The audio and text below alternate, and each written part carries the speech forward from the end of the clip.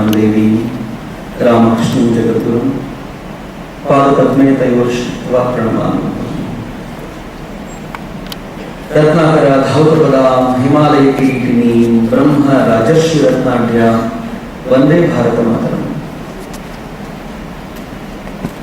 ವೇದಿಕೆ ಮೇಲೆ ಆಸೀನರಾಗಿರುವ ಆದರಣೀಯ ಹಿರಿಯರಿಗೆ ನಮಸ್ಕಾರ, ಕಾಲೇಜಿನ ಎಲ್ಲ ಅಧ್ಯಾಪಕ ಬಂಧುಗಳಿಗೆ ನಮಸ್ಕಾರ, ಹಾಗೂ ನನ್ನೆಲ್ಲ ನೆಚ್ಚಿನ ನನ್ನ ಅತ್ಯಂತ ಪ್ರೀತಿಯ ತರುಣ ಮಿತ್ರರಿಗೆ ಪ್ರೀತಿಪೂರ್ವಕವಾದ ನಮಸ್ಕಾರ.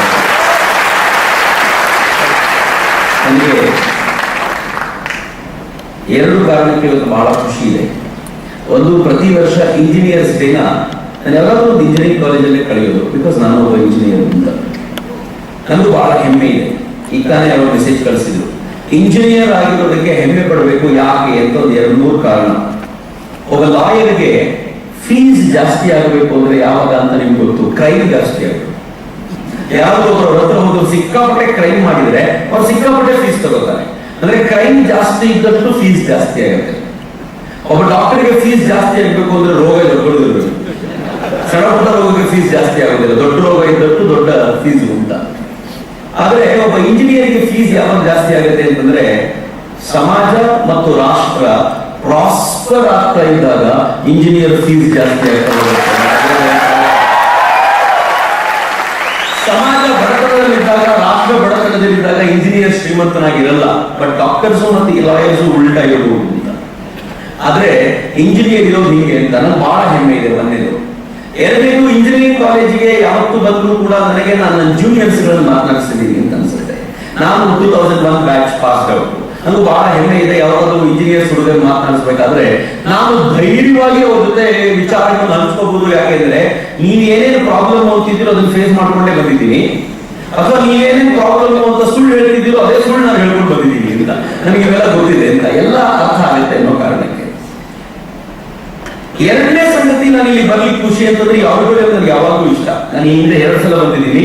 3ನೇ ಸಲ ಮತ್ತೊಮ್ಮೆ ಬರಬೇಕಾದಾಗ ದಯಾನಂದ ಸಾಗರ್ ಕಾಲೇಜ್ ಆಡಿಟೋರಿಯಂ ಅನ್ನು ಅಡ್ರೆಸ್ ಮಾಡೋದು ಬಹಳ ಖುಷಿಯಾದ ಸಂಗತಿ. ಅದರಲ್ಲೂ ನಿಮ್ಮಂತ ಆಗಸ್ಟ್ ಗ್ಯಾಲರಿಂಗ್ ಬಹಳ ಹೆಮ್ಮೆ ಕೊಡುತ್ತೆ. ಬಹಳ ಪ್ರೀತಿಯಿಂದ ಇವತ್ತು ನಿಮ್ ಜೊತೆ ಇದ್ದೀನಿ. ಇಂಜಿನಿಯರ್ಸ್ ಅಂತಂದ್ರೆ ನನಗೆ ಡಾಕ್ಟರ್ಸ್ ಮತ್ತು ಇಂಜಿನಿಯರ್ಸ್ ಒಂದು ವ್ಯತ್ಯಾಸ ಯಾವಾಗಲೂ ಕಾಣುತ್ತೆ. ಇಂಜಿನಿಯರ್ ಅಂತಂದ್ರೆ ಹೊಸತನ್ನ ಮಾಡುವವನು ಮಾತ್ರ. ಹಳೆದನ್ನೇ ಮಾಡ್ತಾ ಇದ್ರೆ ಅವನು ಇಂಜಿನಿಯರ್ ಅಂತ ಕರೆಯಲ್ಲ. ಒಂದೇ ಟೆಕ್ಸ್ಟ್ ಬುಕ್ ಅನ್ನ ಪದೇ ಪದೇ ಓದಿ ಅದೇ ಉತ್ತರ ಬರೀತಿರೋದ್ರಿಂದ ದೊಡ್ಡ ಪ್ರಾಬ್ಲಮ್ ಆಗಿರೋದು ನಿಮಗೆ. ಅದರಲ್ಲಿ ನಾವು ತುಂಬಾ ಹೊಸತನ ಕಲಿತಿದ್ವಿ. ಡಾಕ್ಟರ್ಸ್ ಹಂಗಲ್ಲ. ಅವ್ರೇನಾದ್ರೂ ಹೊಸದ್ ಮಾಡ್ಲಿಕ್ಕೆ ಹೋದ್ರೆ ಸಮಾಜ ಪ್ರಾಬ್ಲಮ್ ಸಿಗಾಕೊಳ್ಳುತ್ತೆ. ಅವ್ರು ಹಳೆದೇನಿದ್ದು ಅದನ್ನೇ ಕಂಟಿನ್ಯೂ ಮಾಡಬೇಕು, ಹೊಸದ್ ಟ್ರೈ ಮಾಡಬಾರ್ದು. ಬಟ್ ಇಂಜಿನಿಯರ್ಸ್ ಹೊಸದನ್ನು ಟ್ರೈ ಮಾಡದೆ ಹೋದ್ರೆ ಉಪಯೋಗವೇ ಇಲ್ಲ. ನಾನು ಪ್ರತಿ ಬಾರಿ ಇಂಜಿನಿಯರ್ ಅಂತ ಸಿಕ್ಕಿದಾಗ ಮಾತನಾಡ್ತಿರ್ತೀನಿ. ನಾನು ಇಂಜಿನಿಯರಿಂಗ್ ಕಾಲೇಜಲ್ಲಿ ಇದ್ದಾಗ ನಾನು ಕಾಲೇಜ್ ಮ್ಯಾಗಝಿನ್ ಎಡಿಟರ್ ಆಗಿದ್ದೆ. ನಾನು ಫಾರ್ ಫಸ್ಟ್ ಟೈಮ್ ನನ್ನ ಪ್ರಿನ್ಸಿಪಲ್ ಹೋಗಿ ಕೇಳಿದೆ, ಸರ್ ಒಂದು 2-3 ಇಂಟರ್ವ್ಯೂ ಮಾಡಬೇಕು ಅಂತಿದ್ದೀನಿ, ನೀವು ಪರ್ಮಿಟ್ ಮಾಡಿ ಅಂತ. ನಾನು ಹೋಗಿ ಕೇಳಿದೆ, ಅವ್ರು ಯಾರನ್ನು ಇಂಟರ್ವ್ಯೂ ಮಾಡ್ತೀವಿ ಅಂತ ಕೇಳಿದ್ರು. ನಾನು ಹೇಳಿದ್ರೆ ಡಾಕ್ಟರ್ BM ಹೆಗಡೆ ಅಂತ ಒಬ್ಬರು ಇದ್ದಾರೆ, ಅವರು ಅಫ್ಕೋರ್ಸ್ ಡಾಕ್ಟರ್, ಆದ್ರೆ ನಾನು ತುಂಬಾ ಇಷ್ಟ ಆಗ್ತಾರೆ, ನೀವು ಪರ್ಮಿಟ್ ಮಾಡಿದ್ರೆ ಹೋಗಿ ಬರ್ತೀನಿ ಅಂತ. ಸರಿ ಹೋಗ್ಬಾ ಅಂತ ಹೇಳಿದ್ರು ನನಗೆ. ನಾನು ಹೋಗಿ ಬಂದು ಡಾಕ್ಟರ್ BM ಹೆಗಡೆ ಅವ್ರ ಹತ್ರ ಕೂತಿದ್ದೆ. ಅವರು ಮಾಹೆ ಯೂನಿವರ್ಸಿಟಿಯ Manipal academy of higher education ನ ವೈಸ್ ಚಾನ್ಸಲರ್ ಆಗಿದ್ರು. ಆಗ ಇಂಜಿನಿಯರಿಂಗ್ ಕಾಲೇಜು ಕಂಡು ಬರ್ತಿತ್ತು. ನಾನು ಮಾತಾಡ್ತಾ ಅವ್ರನ್ನ ಕೇಳಿದೆ, ಸರ್ ಇಂಜಿನಿಯರಿಂಗ್ ವಿದ್ಯಾರ್ಥಿಗಳಿಗೆ ನಿಮ್ದೇನಾದ್ರೂ ಹೊಸ ಕಾನ್ಸೆಪ್ಟ್ ಏನಾದ್ರು ಇದೆಯಾ ಅಂತ. ಅವ್ರು ಹೇಳಿದ್ರು, ವೈಬ್ರೆಂಟ್ ಕಾನ್ಸೆಪ್ಟ್ ಇದೆ ನನ್ನ ತಲೆಯಲ್ಲಿ, ಸರ್ಕಾರ ಅಕ್ಸೆಪ್ಟ್ ಮಾಡೋದು ಡೌಟ್. ನಮ್ಮ ಸರ್ಕಾರಗಳು, ನಮ್ಮ ಸಿಸ್ಟಮ್ಗಳು ಯಾವತ್ತು ವೈಬ್ರೆಂಟ್ ಕಾನ್ಸೆಪ್ಟ್ ನ ಅಕ್ಸೆಪ್ಟ್ ಮಾಡಲ್ಲ. ಹಳೇದೇನಿದೆಯೋ ಅದು ಕಂಟಿನ್ಯೂ ಆಗಿ ನಡ್ಕೊಂಡು ಹೋದ್ರೆ ಸಾಕು ಅಂತ. ನಾನು ಕೇಳಿದೆ, ಏನ್ ಕಾನ್ಸೆಪ್ಟ್ ಹೇಳಿ ಸರ್ ಅಂತ. ಅವ್ರು ಹೇಳಿದ್ರು, ಕಾನ್ಸೆಪ್ಟ್ ಏನು ಅಂತಂದ್ರೆ ಎಕ್ಸಾಮಿನೇಷನ್ ಮೋಡ್ ಚೇಂಜ್ ಮಾಡ್ಬೇಕು ಅಂತಿದ್ದೀನಿ ನಾನು. ಹೇಗ್ ಮಾಡ್ತೀರಾ ಅಂತ ಕೇಳಿದ್ರೆ ಅವ್ರು ಹೇಳಿದ್ರು, ಇನ್ನು ಮುಂದೆ ಇಂಜಿನಿಯರಿಂಗ್ ಹುಡುಗ ಎಕ್ಸಾಮಿನೇಷನ್ ಹಾಲಿಗೆ ಹೋಗ್ಬೇಕಾದ್ರೆ ಅವ್ನ ಟೆಕ್ಸ್ಟ್ ಬುಕ್ ಅನ್ನು ತಗೊಂಡು ಹೋಗ್ಬೋದು ಅಂತ ರೂಲ್ ತರಬೇಕು ಅಂತಿದ್ದೀನಿ ಅಂತ. ಈ ವೈಬ್ರೆಂಟ್ ಕಾನ್ಸೆಪ್ಟ್ ಬರ್ಬೇಕಲ್ವಾ ಸರ್, ಯಾಕೆ ಬರ್ತಿಲ್ಲ ಅಂತ ಕೇಳಿದೆ. ಅವರದ್ದು ಈ ಕಾನ್ಸೆಪ್ಟ್ ಯಾಕೆ ಬರ್ತಿಲ್ಲ ಅಂತಂದ್ರೆ ನಾನು ನೆಕ್ಸ್ಟ್ ಕಂಡೀಷನ್ ಏನಾಗಿದ್ದೀನೋ ಅದನ್ನ ಯಾರು ಒಪ್ಕೋತಾ ಇಲ್ಲ ಅಂತ. ನಾನು ಕೇಳಿದೆ, ಏನ್ ಕಂಡೀಷನ್ ಇದೆ ನೆಕ್ಸ್ಟ್ ಅಂತ. ಅವ್ರು ಹೇಳಿದ್ರು, ನೆಕ್ಸ್ಟ್ ಕಂಡೀಷನ್ ಏನು ಅಂದ್ರೆ ಎಕ್ಸಾಮಿನೇಷನ್ ಹಾಲಿ ಟೆಕ್ಸ್ಟ್ ಬುಕ್ ತಗೊಂಡು ಹೋಗ್ಬೋದು, ಆದ್ರೆ ಪ್ರಶ್ನೆ ಯಾವುದು ಟೆಕ್ಸ್ಟ್ ಬುಕ್ ಅಲ್ಲಿ ಇರೋದು ಬರೋದಿಲ್ಲ. ಯಾಕಂದ್ರೆ ಮತ್ತೆ ಹೆಂಗೆ ಸರ್ ಪ್ರಾಬ್ಲಮ್ ಏನು ಅಂತ. ಎಷ್ಟು ಚೆನ್ನಾಗಿದೆ ನೋಡಿ ಕಾನ್ಸೆಪ್ಟ್. ಒಬ್ಬ ಇಂಜಿನಿಯರಿಗೆ ಇರಬೇಕಾಗಿರುವಂತ ಕ್ಷಮತೆ ಎಂತದ್ದು ಅಂತ ಪ್ರೊಫೆಸರ್ BM ಹೆಗ್ಡೆ ಅವರು 2001 ನನ್ನ ಜೊತೆ ಮಾತಾಡ್ತಾ ಹೇಳಿದ್ರು. ಅವ್ರು ಹೇಳಿದ್ರು, ಇಂಜಿನಿಯರ್ ಹೆಂಗಿರ್ಬೇಕು ಅಂದ್ರೆ ಅವನಿಗೆ ರಿಯಲ್ ಲೈಫ್ ಪ್ರಾಬ್ಲಮ್ ಸಾಲ್ವ್ ಮಾಡೋದು ಗೊತ್ತಿರ್ಬೇಕು. ಅವನಿಗೆ ಟೆಕ್ಸ್ಟ್ ಬುಕ್ ನಲ್ಲಿರೋ ಆನ್ಸರ್ ನ ಮಗ್ ಮಾಡಿ ಪ್ರೆಸೆಂಟ್ ಮಾಡೋದು ಅವ್ರಿಗೆ ಅಗತ್ಯ ಅಲ್ಲ. ರಿಯಲ್ ಲೈಫ್ ಪ್ರಾಬ್ಲಮ್ ಸಾಲ್ವ್ ಮಾಡಬೇಕು. ಫಾರ್ ಎಕ್ಸಾಂಪಲ್, ನಾನು ನಾರ್ತ್ ಇಂಡಿಯಾದವರಾಗಿದ್ದರಿಂದ ಅವ್ರು ನನಗೆ ಹೇಳಿದ್ರು, ಕೈಗಾ ಪವರ್ ಪ್ರಾಜೆಕ್ಟ್ ಗೆ ಕಾಳಿ ನದಿಯ ಮೇಲಿಂದ, ಬ್ರಿಡ್ಜ್ ಮೇಲಿಂದ ಒಂದು ರಾ ಮೆಟೀರಿಯಲ್ ತಗೊಂಡೋಗ್ಲಿಕ್ಕೆ ಒಂದು ಇಷ್ಟು ಟನ್ನಿನ ಒಂದು ಲಾರಿ ಬಂದು ನಿಂತಿದೆ. ಅದು ಬರೋ ಹೊತ್ತಿಗೆ ಸರಿಯಾಗಿ ಬ್ರಿಡ್ಜ್ ಕಲಾಸಕ್ಕೆ ಬಿದ್ದಿದೆ. ಈಗೇನಾದ್ರೂ ಲಾರಿ ವಾಪಸ್ ತಿರುಗಿ ಹೋಗ್ಬೇಕು ಅಂದ್ರೆ ಇನ್ನೊಂದು 2 ತಿಂಗಳು ಬೇಕಾಗುತ್ತೆ. ಅಷ್ಟು ಹೊತ್ತುಗಳ ಕಾಲ ಈ ಪವರ್ ಪ್ಲಾಂಟ್ ಅನ್ನು ಮುಚ್ಚಲಿಕ್ಕೆ ಸಾಧ್ಯ ಇಲ್ಲ. ಹೀಗಾಗಿ ಒಬ್ಬ ಇಂಜಿನಿಯರ್ ಬಂದು ಅಲ್ಲಿರುವಂತ ಲೋಕಲ್ ಮೆಟೀರಿಯಲ್ ಬಳಸಿಕೊಂಡು 2 ದಿನದೊಳಗೆ ಒಂದು ಬ್ರಿಡ್ಜ್ ಕಟ್ಟಿ ಕೊಡಬಹುದಾ ಅನ್ನೋದು ಪ್ರಾಬ್ಲಮ್. ಟೆಕ್ಸ್ಟ್ ಬುಕ್ ಅಲ್ಲಿರೋ ಯಾವ ಫಾರ್ಮುಲಾ ಬೇಕಿದ್ರು ಯೂಸ್ ಮಾಡು, ನನಗೊಂದು ಬ್ರಿಡ್ಜ್ ಕಟ್ಕೊಡು ಅಂತ. ಏನ್ ಚೆನ್ನಾಗಿದೆ ಪ್ರಾಬ್ಲಮ್. ನಮ್ಮ ಪ್ರಾಬ್ಲಮ್ ಏನಾಗಿದೆ ಅಂತಂದ್ರೆ, ಈ ತರದ ರಿಯಲ್ ಲೈಫ್ ಸಿಚುವೇಶನ್ ಬಂದಾಗ ಇನ್ನೇನು ಮಾಡ್ಲಿಕ್ಕೆ ಸಾಧ್ಯ ಇಲ್ಲ ಅಂದಾಗ ನೇಣು ಹಾಕೊಳ್ಳೋದನ್ನು ಮಾತ್ರ ಚೆನ್ನಾಗಿ ಕಲಿಸ್ಬಿಟ್ಟಿದ್ದಾರೆ ನಮಗೆ.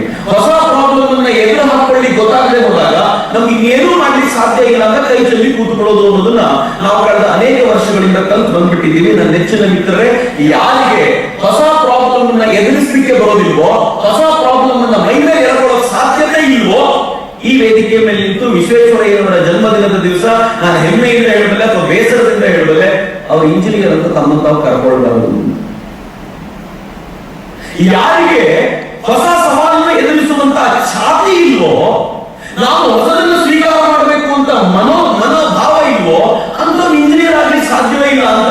ನನಗೆ ನಾನು ನಿಮ್ಮ ತರ ಇಂಜಿನಿಯರಿಂಗ್ ಓದಬೇಕಾದ್ರೆ ಸಿಕ್ಕಾಪಟ್ಟೆ ದಿಮಾಗ್ ಇತ್ತು, ನಾನು ಇಂಜಿನಿಯರ್ ಆಗ್ಬಿಡ್ತೀನಿ ಅಂತ. ಆಗೆಲ್ಲ ಇಂಜಿನಿಯರ್ ಆಗೋದು ಅಂದ್ರೆ ಸಾಫ್ಟ್ವೇರ್ ಇಂಜಿನಿಯರ್. ಇನ್ನು ಇಲ್ಲಿ ಆಚೆ ಬಿದ್ದ ತಕ್ಷಣ 40,000 ರೂಪಾಯಿ ಸಂಬಳ ತಗೊಳ್ಳೋದು. ನಮ್ಮ ಅಪ್ಪ ಅಮ್ಮನ ಕಾಯ್ಕೊಂಡು ಕೂತಿರ್ತೀವಿ, ಇನ್ನು ಆಚೆ ಬಂದ ತಕ್ಷಣ 40,000 ರೂಪಾಯಿ ಸಂಬಳ ತಗೊಂಡು ಬರ್ತಾನೆ ಅಂತ. ಕ್ಲಾಸ್ ನಲ್ಲಿ ಸಿಕ್ಕಾಪಟ್ಟೆ ದಿಮಾಗ್ ಇತ್ತು ನನಗೆ. ಎಷ್ಟು ದಿಮಾಗ್ ಅಂದ್ರೆ ಬುದ್ಧಿವಂತ ಹುಡುಗ ಬೇರೆ. ನನಗೆ ಡ್ರಾಯಿಂಗ್ ಮೇಷ್ಟ್ರು ಬಂದಿದ್ರು ಬ್ಯಾಂಗ್ಳೂರ್ನವರು. ಅವ್ರ ಡ್ರಾಯಿಂಗ್ ಮೇಷ್ಟ್ರು ನನ್ನ ನೋಡಿದ್ರು, 1-2 ದಿನ ನೋಡಿದ್ರು, ಬಸ್ದಾಗ ಬಂದಿದ್ರು. ಸಿಕ್ಕಾಪಟ್ಟೆ ದಿಮಾಗ್ ಇದೆ ಅಂತ ಗೊತ್ತಾದ್ಮೇಲೆ ನನ್ಗೆ ಹೇಳಿದ್ರು, ಚಕ್ರವರ್ತಿ ಇಂಜಿನಿಯರ್ ಆಗ್ತಿದ್ದೀನಿ ಅಂತ ತುಂಬಾ ದಿಮಾಗ್ ಮಾಡ್ಬೇಡ ಅಂದ್ರು. ನಾನು ಕೇಳಿದೆ ಯಾಕೆ? ದಿಮಾಗ್ ಇದ್ದಿದ್ದು ಗ್ಯಾರಂಟಿ ಅಂತ. ಅಲ್ಲಿಗೆ ಯಾಕೆ ಅಂತ ಕೇಳಿದ್ರು ನಾನು. ಅವರು ನೀನು ಒಂದು ಕೆಲಸ ಮಾಡು, ಬೆಂಗಳೂರು ಹುಡುಗ ನೀನ್ ಬೆಂಗಳೂರಿನ ಮೆಜೆಸ್ಟಿಕ್ ನಲ್ಲಿ ಇಳಿದು, ಸರಿಯಾಗಿ ಕೇಳಿಸ್ಕೊಳ್ಳಿ, ಬೆಂಗಳೂರಿನ ಮೆಜೆಸ್ಟಿಕ್ ನಲ್ಲಿ ಇದ್ದು ಕಣ್ಣಿಗೆ ಒಂದು ಬಟ್ಟೆ ಕಟ್ಕೊಂಡು ಒಂದು ರೌಂಡ್ ಹೊಡೆದ, ನೀನ್ ಯಾರ್ಯಾರಿಗೆ ಡಿಕ್ಕಿ ಹೊಡೆದಿರ್ತೀಯೋ 10ರಲ್ಲಿ 8 ಜನ ಇಂಜಿನಿಯರ್ಸ್ ಇರ್ತಾರೆ. ಇನ್ನೇನೇನ್ ಮಹಾ ಹೋಗಲೇ. ಅಲ್ಲಿವರೆಗೂ ನನಗೆ ನನ್ನ ಇಂಜಿನಿಯರಿಂಗ್ ತುಂಬಾ ದಿಮಾಗಿತ್ತು, ವಾರಿಗಳನ್ನು ಮಾಡ್ಬಿಟ್ಟು ಹೊರಟಿದ್ದೀನಿ ಅಂತ. ಆಮೇಲೆ ಗೊತ್ತಾಯ್ತು 11 ಜನ ಇಂಜಿನಿಯರ್ಸ್ ಇದ್ದಾರಪ್ಪ, ನಾನೇನು ವಿಶೇಷ. ನಾನು ಇಂಜಿನಿಯರಿಂಗ್ ಮುಗಿಸಿ 3 ದಿನದ ಕೆಲಸ ಮಾಡಿ ಕೆಲಸವನ್ನು ಬಿಟ್ಟು ಸಾಮಾಜಿಕವಾಗಿ ಇರಬೇಕು ಅನ್ನೋ ಹಠ ಕೊಟ್ಟು ಬಂದ ನಂತರ ಅನೇಕ ಇಂಜಿನಿಯರಿಂಗ್ ಕಾಲೇಜುಗಳು ಕರೆಯಲಿಕ್ಕೆ ಶುರು ಮಾಡೋದು. ನಾನು ಅಡ್ರೆಸ್ ಮಾಡ್ತಿರ್ಬೇಕಾದ್ರೆ ಒಂದ್ಸಲ ಒಂದು ಇಂಜಿನಿಯರಿಂಗ್ ಕಾಲೇಜ್ ಬೆಂಗಳೂರಿನಲ್ಲಿ ವಿಟಿಯುನ ಒಬ್ಬ ಡೈರೆಕ್ಟರ್ ನನ್ನ ಪಕ್ಕದಲ್ಲಿ ಕೂತಿದ್ರು. ಆ ಡೈರೆಕ್ಟರ್ ಮಾತನಾಡ್ತಾ ನಾನು ಕೇಳಿದೆ, ಸರ್ ಇಂಜಿನಿಯರಿಂಗ್ಗಳ ಸ್ಥಿತಿಗತಿ ಹೇಗಿದೆ ಅಂತ. ಅವರು ಹೇಳಿದ್ರು, ಪ್ರತಿ ವರ್ಷ ದೇಶದಲ್ಲಿ 10 ಲಕ್ಷ ಜನ ಇಂಜಿನಿಯರ್ಸ್ ಹೊರಗೆ ಬರ್ತಾರೆ. 10 lakh. 10 ಲಕ್ಷ ಇಂಜಿನಿಯರ್ಸ್ ಅಲ್ಲಿ 1,20,000, ಬಹುಶಃ 7-8 ವರ್ಷಗಳ ಹಿಂದಿನ ಅಕೌಂಟ್ ಇರಬಹುದು, ಇನ್ನೂ ಕಡಿಮೆನೂ ಆಗಿರ್ಬೋದು, ಜಾಸ್ತಿನೂ ಆಗಿರ್ಬೋದು, ಗೊತ್ತಿಲ್ಲ. 10 ಲಕ್ಷ ಇಂಜಿನಿಯರ್ಸ್ ಅಲ್ಲಿ 1.25 ಲಕ್ಷ ಜನ ಅಬ್ಸಾರ್ಬ್ ಆಗ್ಬಿಡ್ತಾರೆ ಬೇರೆ ಬೇರೆ ಕಂಪನಿಗಳಿಗೆ. ಉಳಿದ ನೀವು 2 ಲಕ್ಷ ಅಂತ ಇಟ್ಕೊಳ್ಳಿ, 80,000 ನಿನ್ನೆ ಆಡ್ ಮಾಡ್ಕೊಳ್ಳಿ, 2 ಲಕ್ಷ ಅಬ್ಸಾರ್ಬ್ ಆಗ್ತಾರೆ. ಉಳಿದ 80,000 ಜನ ಅವರ ಮಾರ್ಕ್ಸ್ ಕಾರ್ಡ್ ಅನ್ನ, ಅವ್ರ ಪ್ರೊಫೈಲ್ ನ ಕಂಕಣದಲ್ಲಿ ಇಟ್ಕೊಂಡು ಬೆಂಗಳೂರು ಸುತ್ತೋಡಿದ ಇರ್ತಾರೆ, ಏನಾದ್ರೂ ಸಿಗ್ಬೋದಾ ಅಂತ. ನಾನು ಯಾಕೆ ಎಚ್ಚರಿಕೆ ಕೊಡ್ತಿದ್ದೀನಿ ಅಂತಂದ್ರೆ, ಸವಾಲನ್ನ ಸ್ವೀಕರಿಸಬಲ್ಲವನು ಮಾತ್ರ ಹೊಸದನ್ನೇನಾದ್ರೂ ಮಾಡ್ತಾನೆ, ಇಲ್ಲದೆ ಹೋದ್ರೆ ಏನೂ ಮಾಡ್ಲಿಕ್ಕೆ ಸಾಧ್ಯ ಆಗದೆ 10ರಲ್ಲಿ 11 ಬರುತ್ತಾನೆ ಅಂತ. ಯಾಕೆ ವಿಶ್ವೇಶ್ವರಯ್ಯನವರು ನೆನಪಿಸ್ಕೊಳ್ತೀವಿ ಗೊತ್ತೇನು? ವಿಶ್ವೇಶ್ವರಯ್ಯನವರು ಹಳೆದನ್ನು ಮಾಡ್ತಾ ಕೂತ್ಕೊಳ್ಳಿಲ್ಲ, ಹೊಸದರ ಚಾಲೆಂಜ್ ಸ್ವೀಕಾರ ಮಾಡಿದ್ರು. ಆ ಚಾಲೆಂಜ್ ಅನ್ನು ಹೆಂಗೆ ತಗೊಂಡು ನಿಂತ್ಕೊಂಡ್ರು ಅಂತಂದ್ರೆ, ಅವ್ರು ಕನ್ನಂಬಾಡಿ ಕಟ್ಟಿ ಕೊಟ್ಟರು, ನೀರನ್ನು ಉಳಿಸಿಕೊಟ್ರು. ನಾವು ನೀರು ಸಿಗಲಿಲ್ಲ ಅಂತ ಬೆಂಕಿ ಹಚ್ಚೋದು ಕಲ್ತಿದ್ದೀವಿ ಹೊರತು ಆ ನೀರನ್ನು ಸರಿಯಾಗಿ ಕಾಪಾಡಿಕೊಳ್ಳೋ ಯೋಜನೆ ಮಾತ್ರ ಕಲಿತಿಲ್ಲ. ವಿಶ್ವೇಶ್ವರಯ್ಯನವರು ಹೊಸದನ್ನು ಮಾಡೋದು ಹೇಳಿಕೊಟ್ಟು ನಾವು ಆ ಹೊಸದನ್ನ ಕಂಟಿನ್ಯೂ ಮಾಡೋ ಯೋಗ್ಯತೆಯನ್ನು ಉಳಿಸ್ಕೊಳ್ಳಿಲ್ಲ ಅಂತಂದ್ರೆ ಯಾವ ರೀತಿ ದುರಂತ ಇರ್ಬೋದು ಅಂತ. ಆದರೆ ನನಗನ್ಸೋದು ಭಾರತೀಯ ಚಿಂತನೆಯಿಂದ ಸಿಕ್ಕಾಪಟ್ಟೆ ದೂರ ಬಂದಿದೆ. ನನ್ನ ನೆಚ್ಚಿನ ಮಿತ್ರರು, ನನ್ನ ಭಾರತ ಎಂತ ರಾಷ್ಟ್ರ ಅಂತಂದ್ರೆ ನನಗೆ ಇವರು ಭಾರತದ ಕುರಿತಂತೆ ಹಾಡು ಹೇಳಬೇಕಾದಾಗ ರೋಮಾಂಚನ ಅನ್ನಿಸ್ತಿಲ್ವಾ? ಭಾರತ ಏನು ಅದ್ಭುತವಾದ ರಾಷ್ಟ್ರ, ನೀನು ಯಾಕೆ ಜಗತ್ತಿನ ಎಲ್ಲ ರಾಷ್ಟ್ರಗಳು ಭಾರತವನ್ನು ಕಂಡಾಗ ನತಮಸ್ತಕವಾಗ್ತವೆ? ನಿಮ್ಗೆ ಆಶ್ಚರ್ಯ ಆಗುತ್ತೆ. ಥಾಮಸ್ ಮನ್ರೋ ಅಂತ ಒಬ್ಬ ಬ್ರಿಟಿಷ್ ಅಧಿಕಾರಿ ಈ ದೇಶಕ್ಕೆ ಬಂದ. ಈ ದೇಶದ ಎಜುಕೇಶನ್ ಸ್ಟ್ರೀಮ್ ಅನ್ನು ಅಧ್ಯಯನ ಮಾಡಬೇಕು ಅಂತ ಇಲ್ಲಿರುವಂತ ಗವರ್ನರ್ಗಳಿಗೆ ಪತ್ರ ಬರೆದು, ಗವರ್ನರ್ನ ಮೂಲಕ ಎಲ್ಲ ಡಿಸ್ಟ್ರಿಕ್ಟ್ ಕಲೆಕ್ಟರ್ಗಳಿಗೆ ಪತ್ರ ಬರೆದ. ಅವನು ಎಲ್ಲ ಡಿಸ್ಟ್ರಿಕ್ಟ್ ಕಲೆಕ್ಟರ್ಗಳು ಕೊಟ್ಟಂತ ರಿಪೋರ್ಟ್ ಆಧಾರದ ಮೇಲೆ ಈ ದೇಶದ ಎಜುಕೇಶನ್ ಸಿಸ್ಟಮ್ ಬಗ್ಗೆ ಹೇಳ್ತಾನೆ. ಭಾರತದಲ್ಲಿ ಮದ್ರಾಸ್ ಪ್ರೆಸಿಡೆನ್ಸಿ ಒಂದರಲ್ಲೇ ಹೆಚ್ಚು ಕಡಿಮೆ 1 ಮದ್ರಾಸ್ ಪ್ರೆಸಿಡೆನ್ಸಿ ಒಂದರಲ್ಲೇ ಹೈಯರ್ ಲರ್ನಿಂಗ್ ಇನ್ಸ್ಟಿಟ್ಯೂಟ್ಗಳು ಸಾವಿರಾರಿವೆ. ಭಾರತದ ಪರಿಸ್ಥಿತಿ ಹೇಗಿತ್ತು ಅಂದ್ರೆ ಹಳ್ಳಿಗೊಂದು ಶಾಲೆ ಇತ್ತು, ಬರೀ ಶಾಲೆ ಮಾತ್ರ ಅಲ್ಲ, ಹೈಯರ್ ಲರ್ನಿಂಗ್ ಇನ್ಸ್ಟಿಟ್ಯೂಟ್ಗಳಿತ್ತು. ಯಾವ ತರದ ಹೈಯರ್ ಲರ್ನಿಂಗ್ ಇನ್ಸ್ಟಿಟ್ಯೂಟ್ಗಳು ಗೊತ್ತಾ? ಈ ದೇಶದ ಹೈಯರ್ ಲರ್ನಿಂಗ್ ಇನ್ಸ್ಟಿಟ್ಯೂಟ್ಗಳಲ್ಲಿ ಅಧ್ಯಯನ ಮಾಡಬೇಕು ಅಂತ ಜಗತ್ತಿನ 98 ರಾಷ್ಟ್ರಗಳ ಜನ ಧಾವಿಸಿ ಬರ್ತಾ ಇದ್ರು. ಕನಿಷ್ಠ ಪಕ್ಷ 98 ರಾಷ್ಟ್ರಗಳ ಜನ. ನಾನು ಮೊನ್ನೆ ತಾನೇ ಆರ್ಟಿಕಲ್ ಬರೀಬೇಕಾದ್ರೆ ಯಾವುದೊಂದು ಪುಸ್ತಕವನ್ನು ಓದ್ತಾ ಇದ್ದೆ. ವಿಕ್ರಮಶಿಲಾದ ಒಂದು ಯೂನಿವರ್ಸಿಟಿ ಇತ್ತು, ನೀವು ಇವತ್ತು ಬಿಲೀವ್ ಮಾಡ್ಲಿಕ್ಕೂ ಸಾಧ್ಯ ಇಲ್ಲ, ನಾನು ಹೇಳಿದ್ರೆ ನಂಬಲ್ಲ ನೀವು. ವಿಕ್ರಮಶಿಲಾದ ಒಂದು ಯೂನಿವರ್ಸಿಟಿ ಇತ್ತು, ಆ ಯೂನಿವರ್ಸಿಟಿಯ ಗೇಟ್ ಒಳಗೆ ಎಂಟರ್ ಆದ್ರೆ 6 ದೊಡ್ಡ ಕಾಲೇಜುಗಳಿಗೆ ಗೇಟ್ಸ್ ಇತ್ತು. ಆ ಗೇಟಿಗೆ ಎಂಟ್ರಿ ಇರ್ತಿರ್ಲಿಲ್ಲ. ಆ ಗೇಟಿಗೆ ಎಂಟ್ರಿ ಕೊಡಬೇಕು ಅಂತಂದ್ರೆ ನಾವು ಹೇಗೆ ವಾಚ್ಮನ್ ನಿಲ್ಲಿಸಿದೀವೋ ಹಾಗೆ ಆ ವಿಕ್ರಮಶಿಲಾದ ಕಾಲೇಜುಗಳಲ್ಲಿ ವಾಚ್ಮನ್ ನಿಂತಿರ್ತಿದ್ರು. ಆದ್ರೆ ವಾಚ್ಮನ್ ಅಂತ ಕರೀತಿರ್ಲಿರುವಂತವರನ್ನ ದ್ವಾರ ಪಂಡಿತರು ಅಂತ ಕರೀತಿದ್ರು.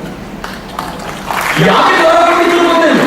ಈ ದ್ವಾರ ಪಂಡಿತರು ಎಂಟ್ರೆನ್ಸ್ ಟೆಸ್ಟ್ ನಡೀತಾ ಇದ್ದಿದ್ದು ಪ್ರಿನ್ಸಿಪಲ್ ಚೇಂಬರ್ ಅಲ್ಲ, ದ್ವಾರ ಪಂಡಿತರ ಬಾಗಿಲಲ್ಲಿ ಎಂಟ್ರೆನ್ಸ್ ಟೆಸ್ಟ್ ನಡೀತಾ ಇತ್ತು. ಅವರು ಎಂಟ್ರೆನ್ಸ್ ಟೆಸ್ಟ್ ಅಲ್ಲಿ ಪಾಸ್ ಆದವರು ಮಾತ್ರ ಕಾಲೇಜಿನ ಒಳಗೆ ಬರಲಿಕ್ಕೆ ಸಾಧ್ಯ ಇತ್ತು ಅಂತ ಕೇಳಿದ್ರೆ ಥ್ರಿಲ್ ಆಗದೆ ಇರುತ್ತೆ ಅಂದ್ರೆ 10 ಜನ ಎಂಟ್ರಿ ತಗೋಬೇಕು ಅಂತ ಕಾಲೇಜಿಗೆ ಬಂದ್ರೆ 7 ಜನ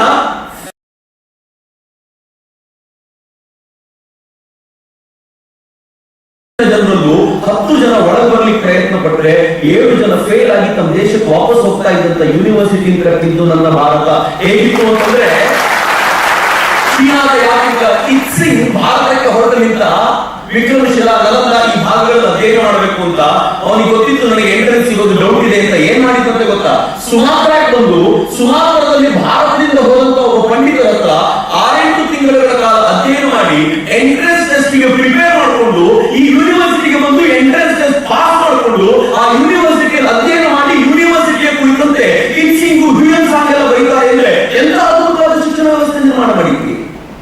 ಇವತ್ತು ದೊಡ್ಡ ದೊಡ್ಡ ಲ್ಯಾಬೊರೇಟರಿಗಳಲ್ಲಿ ಕೂತ್ಕೊಂಡು ಯಾವುದನ್ನ ನಾವು ಸರಿ ಅಂತ ಟಿಕ್ ಮಾಡ್ಲಿಕ್ಕೋಸ್ಕರ ಒದ್ದಾಡ್ತಿದ್ವೋ ಅವತ್ತು ಈ ದೇಶದ ಋಷಿಗಳು ಕೂದ ಜಾಗದಲ್ಲಿ ಕೆಲಸ ಮಾಡ್ತಿದ್ರಲ್ಲ, ಹೆಂಗಾಗ್ತಿತ್ತು ಅಂತ ಯಾವತ್ತಾದ್ರೂ ಯೋಚನೆ ಮಾಡಿದ್ದೀರಿ? ಆರ್ಯಭಟ ತನ್ನ ಮನೆಯಲ್ಲಿ ಕುಳಿತುಕೊಂಡು ಹಗಲು ರಾತ್ರಿ ಆಕಾಶವನ್ನು ನೋಡ್ತಾ ಸೂರ್ಯನ ಸುತ್ತಲೂ ಭೂಮಿ ಸುತ್ತಾ ಇದೆ ಅಂತ ಹೇಳಿದಂತೆ ಅಂದ್ರೆ ತಾನು 5 ಗ್ರಹಗಳ ಕುರಿತಂತೆ ನಿಖರವಾದ ಮಾಹಿತಿಯನ್ನು ಕೊಡ್ತಾನೆ. ಯಾವ ಗ್ರಹಗಳ ತೂಕ ಎಷ್ಟಿದೆ ಅಂತ ಹೇಳ್ತಾನೆ. ಹೇಗೆ ಸಾಧ್ಯ ಆಯಿತು? ಇವತ್ತು ದಯಾನಂದ ಸಾಗರ್ ಕಾಲೇಜಿಗೆ ನೀವು ಎಂಟ್ರಿ ತಗೋಬೇಕು ಅಂತಾದ್ರೆ ನೀವು ಕೂತ್ಕೊಂಡು ಏನ್ ನೋಡ್ತೀರಿ ಗೊತ್ತೇನು? ದಯಾನಂದ ಸಾಗರ್ ಕಾಲೇಜಿನ ಕ್ಯಾಂಪಸ್ ಹೇಗಿದೆ ಅಂತ ಪಾಯಿಂಟ್ 1. ಎರಡನೇದು ಲ್ಯಾಬೊರೇಟರಿ ಚೆನ್ನಾಗಿದೆಯಾ, 3ನೇದು ಪ್ಲೇಸ್ಮೆಂಟ್ಸ್ ಇದೆಯಾ ಅಂತ. ಇದನ್ನ ಆಮೇಲೆ ಬರ್ತೀನಿ ಆ ವಿಚಾರಕ್ಕೆ. ಆದ್ರೆ ಲ್ಯಾಬೊರೇಟರಿ ಚೆನ್ನಾಗಿದೆಯಾ ಅಂತ ಯೋಚನೆ ಮಾಡ್ತೀವಿ. ಆದ್ರೆ ಆರ್ಯಭಟ ಎನ್ನುವಂತ ಪುಣ್ಯಾತ್ಮ ತನ್ನ ಮನೆಯಲ್ಲಿ ಕೂತ್ಕೊಂಡು ಆಕಾಶ ಕಾಯಗಳನ್ನು ನೋಡಿ ಅದರ ತೂಕವನ್ನ ಲೆಕ್ಕಾಚಾರವಾಗಿ ಇವತ್ತಿನ ದಿನಮಾನಕ್ಕೆ ಪ್ರಿಸೈಸ್ ಆಗಿ ಹೇಳಬೇಕಾದ್ರೆ ಯಾವ ಲ್ಯಾಬ್ ಇತ್ತು ಅವನ ಹತ್ರ? ನಾನು ಗಂಭೀರವಾದ ವಿಚಾರವನ್ನು ಚರ್ಚೆ ಮಾಡ್ಲಿಕ್ಕೆ ಹೊರಟಿದ್ದೀನಿ ಮಿತ್ರರೇ. ಅವನ ಹತ್ರ ಲ್ಯಾಬೊರೇಟರಿ ಹೊರಗಡೆ ಇರಲಿಲ್ಲ, ಒಳಗಡೆ ಒಂದು ಲ್ಯಾಬೊರೇಟರಿ ಇಟ್ಕೊಂಡಿದ್ದ. ಆ ಲ್ಯಾಬೊರೇಟರಿನ ನೀಟಾಗಿ ಮೇಂಟೈನ್ ಮಾಡೋದು ಅವತ್ತು ಆರ್ಯಭಟನಿಗೂ ಗೊತ್ತಿತ್ತು, ಭಾಸ್ಕರಾಚಾರ್ಯನಿಗೂ ಗೊತ್ತಿತ್ತು, ವಿಶ್ವೇಶ್ವರಯ್ಯನಿಗೂ ಗೊತ್ತಿತ್ತು. ಹೀಗಾಗಿ ಆ ಲ್ಯಾಬೊರೇಟರಿ ಕೆಲಸ ಮಾಡಿದವರೆಲ್ಲ ಹೈಲೀಟಲ್ಲಿ ಇದ್ದಾರೆ. ನಾವು ಈ ಲ್ಯಾಬೊರೇಟರಿ ಕೂತ್ಕೊಂಡು ಇನ್ನೂ ಫೈಟ್ ಮಾಡ್ತಾ ಇದ್ದೀವಿ. ಈ ಲ್ಯಾಬೊರೇಟರಿ ಸರಿ ಮಾಡ್ಕೊಳ್ಳೋವರೆಗೂ ಹೊರಗಡೆ ಲ್ಯಾಬೊರೇಟರಿ ಏನು ಜನರೇಟ್ ಆಗಲ್ಲ ಅಂತ ಗೊತ್ತಿಲ್ಲ. ನಾನು ಹೇಳಿದ್ರೆ ಆಶ್ಚರ್ಯ ಅನ್ಸುತ್ತೆ, ಸುಮ್ಮನೆ ಹೇಳ್ತೀನಿ ಕೇಳಿ. ನಾನು ಇಂಜಿನಿಯರಿಂಗ್ ಓದಬೇಕಾದ್ರೆ ನನಗೆ ಕೆಲವು ಸಬ್ಜೆಕ್ಟು ಪ್ರಾಮಾಣಿಕವಾಗಿ ಹೇಳ್ತೀನಿ ಕ್ಲಾಸಿಗೆ ಹೋದಾಗೂ ಅರ್ಥ ಆಗ್ತಿರ್ಲಿಲ್ಲ. ಆದ್ರೆ ಎಕ್ಸಾಮಿನೇಷನ್ ಟೈಮ್ ನಲ್ಲಿ ನಾನು ಓದ್ಲಿಕ್ಕೆ ಕೂತ್ಕೋತಿದ್ನಲ್ಲ, ಕಾನ್ಸೆಪ್ಟ್ ಹಂಗೆ ತಲೆ ಹೋಗ್ತಿತ್ತು. ನಾನು ಅನ್ಕೊಳ್ತಿದ್ದೆ 3 ತಿಂಗಳ ಮುಂಚೆ ಇದು ಅರ್ಥ ಆಗಿದೆ ಯಾಕೆ ಚೆನ್ನಾಗಿರ್ತಿತ್ತು ಅಂತ. ಅರ್ಥನೇ ಆಗ್ತಿರ್ಲಿಲ್ಲ. ಎಕ್ಸಾಮಿನೇಷನ್ ಟೈಮ್ ನಲ್ಲಿ ಯಾವ ಅರ್ಥ ಆಗುತ್ತೆ ಅಂತ ಯಾವಾಗ ಗೊತ್ತಾಯ್ತು ಅಂತಂದ್ರೆ ಇವೆಲ್ಲ ಓದಿದ್ಮೇಲೆ ಗೊತ್ತಾಯ್ತು. ಎಕ್ಸಾಮಿನೇಷನ್ ಟೈಮ್ ಅಲ್ಲಿ ಮನಸ್ಸು ಅದನ್ನು ಬಿಟ್ಟರೆ ಬೇರೆ ಯೋಚನೆ ಮಾಡ್ತಿರಲ್ಲ. ಹೀಗಾಗಿ ಎಲ್ಲಾ ಕಾನ್ಸೆಪ್ಟ್ಗಳು ಸರಸರ ಅರ್ಥ ಆಗ್ಲಿಕ್ಕೆ ಶುರುವಾಗ್ಬಿಡುತ್ತೆ. ನಿಮ್ಗೆ ಗೊತ್ತಿರ್ಬೋದು, ಕೆಲವು ಪ್ರಾಬ್ಲಮ್ ತಗೊಂಡು ಮುಂದೆ ಕೂತಿರ್ತೀವಿ, ಎಷ್ಟಾದ್ರೂ ಅರ್ಥ ಆಗಲ್ಲ, ಎಷ್ಟಾದ್ರೂ ಸಾಲ್ವ್ ಆಗಲ್ಲ. ಯಾವುದೋ ಒಂದು ಮೊಮೆಂಟ್ ನಲ್ಲಿ ಎಷ್ಟು ಈಸಿಯಾಗಿ ಆನ್ಸರ್ ಸಿಕ್ಬಿಡುತ್ತೆ ಅಂತಂದ್ರೆ 2 ದಿನಗಳ ಕಾಲ ಒದ್ದಾಡಿರುವ ಪ್ರಾಬ್ಲಮ್ಗೆ 1 ಕ್ಷಣದಲ್ಲಿ ಆನ್ಸರ್ ಎಲ್ಲಿಂದ ಬಂತು? ಒಳಗಿಂದ ಜನರೇಟ್ ಆಯಿತು. ಆದ್ರೆ ದುರ್ದೈವ, ಈ ದೇಶದಲ್ಲಿ ಆಕ್ರಮಣಗಳ ಮೇಲೆ ಆಕ್ರಮಣ ಆದ ನಂತರ ಒಳಗಿಂದ ಜನರೇಟ್ ಆಗುವಂತಹ ಚಿಂತನೆಯನ್ನು ಬಿಟ್ವಿ, ಹೊರಗಡೆಯಿಂದ ಎಲ್ಲ ಕನೆಕ್ಟ್ ಮಾಡ್ಲಿಕ್ಕೆ ಕೂತ್ಕೊಂಡಲ್ಲ. ನಮ್ದೆಲ್ಲ ಶಿಕ್ಷಣ ಪದ್ಧತಿ ಹಾಳು. ನಾನು ತುಂಬಾ ಯೋಚನೆ ಮಾಡ್ತೀನಿ, ಭಾರತದಲ್ಲಿ ಶಿಕ್ಷಣ ವ್ಯವಸ್ಥೆ ಹೇಗಿತ್ತು ಗೊತ್ತೇನು? ಇದೆಲ್ಲ ತುಂಬಾ ಗಂಭೀರವಾದ ವಿಷಯ ಅನ್ಸ್ಬೋದಾದ್ರೆ ತುಂಬಾ ಸೀರಿಯಸ್ ಆಗಿ ನಾವು ಹೇಳೋ ವಿಚಾರಗಳನ್ನು ಯೋಚನೆ ಮಾಡಿ ಒಬ್ಬರಿಗಾದ್ರೂ ವಿಶ್ವೇಶ್ವರಯ್ಯನ ಗೆದ್ದು ಬರಲೇಬೇಕು, ಇದರೊಳಗಿನ ಅನುಮಾನ ಇಲ್ಲ. ಆ ದಿಕ್ಕಲ್ಲಿ ಯೋಚನೆ ಮಾಡ್ಲಿಕ್ಕೆ ಸಾಧ್ಯ. ಆದ್ರೆ ಭಾರತ ಹೇಳಿದ್ದೇನು ಅಂತಂದ್ರೆ ಹೊರಗಡೆ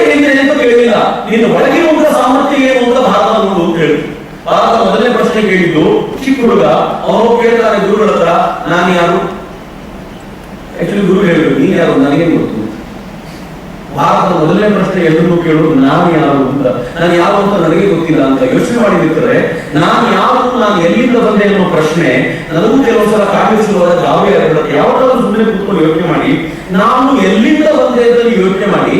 ನಾನು ಇಂಜಿನಿಯರಿಂಗ್ ಮುಗಿಸೋಕ್ಕಿಂತ ಮುಂಚೆ ಯಾವ ಕಾಲೇಜ್ನಲ್ಲಿದ್ದೆ, ಅಲ್ಲಿಗಿಂತ ಮುಂಚೆ PU ಕಾಲೇಜ್ನಲ್ಲಿದ್ದೆ, ಅಲ್ಲಿಗಿಂತ ಮುಂಚೆ ಹೈಸ್ಕೂಲು ಪ್ರೈಮರಿ, ಅಲ್ಲಿಗಿಂತ ಮುಂಚೆ ಅಮ್ಮನ ತೊಡೆ ಮೇಲೆ, ಅಮ್ಮನ ತೊಡೆಗಿಂತ ಮುಂಚೆ ಅಮ್ಮನ ಗರ್ಭದಲ್ಲಿದ್ದೆ.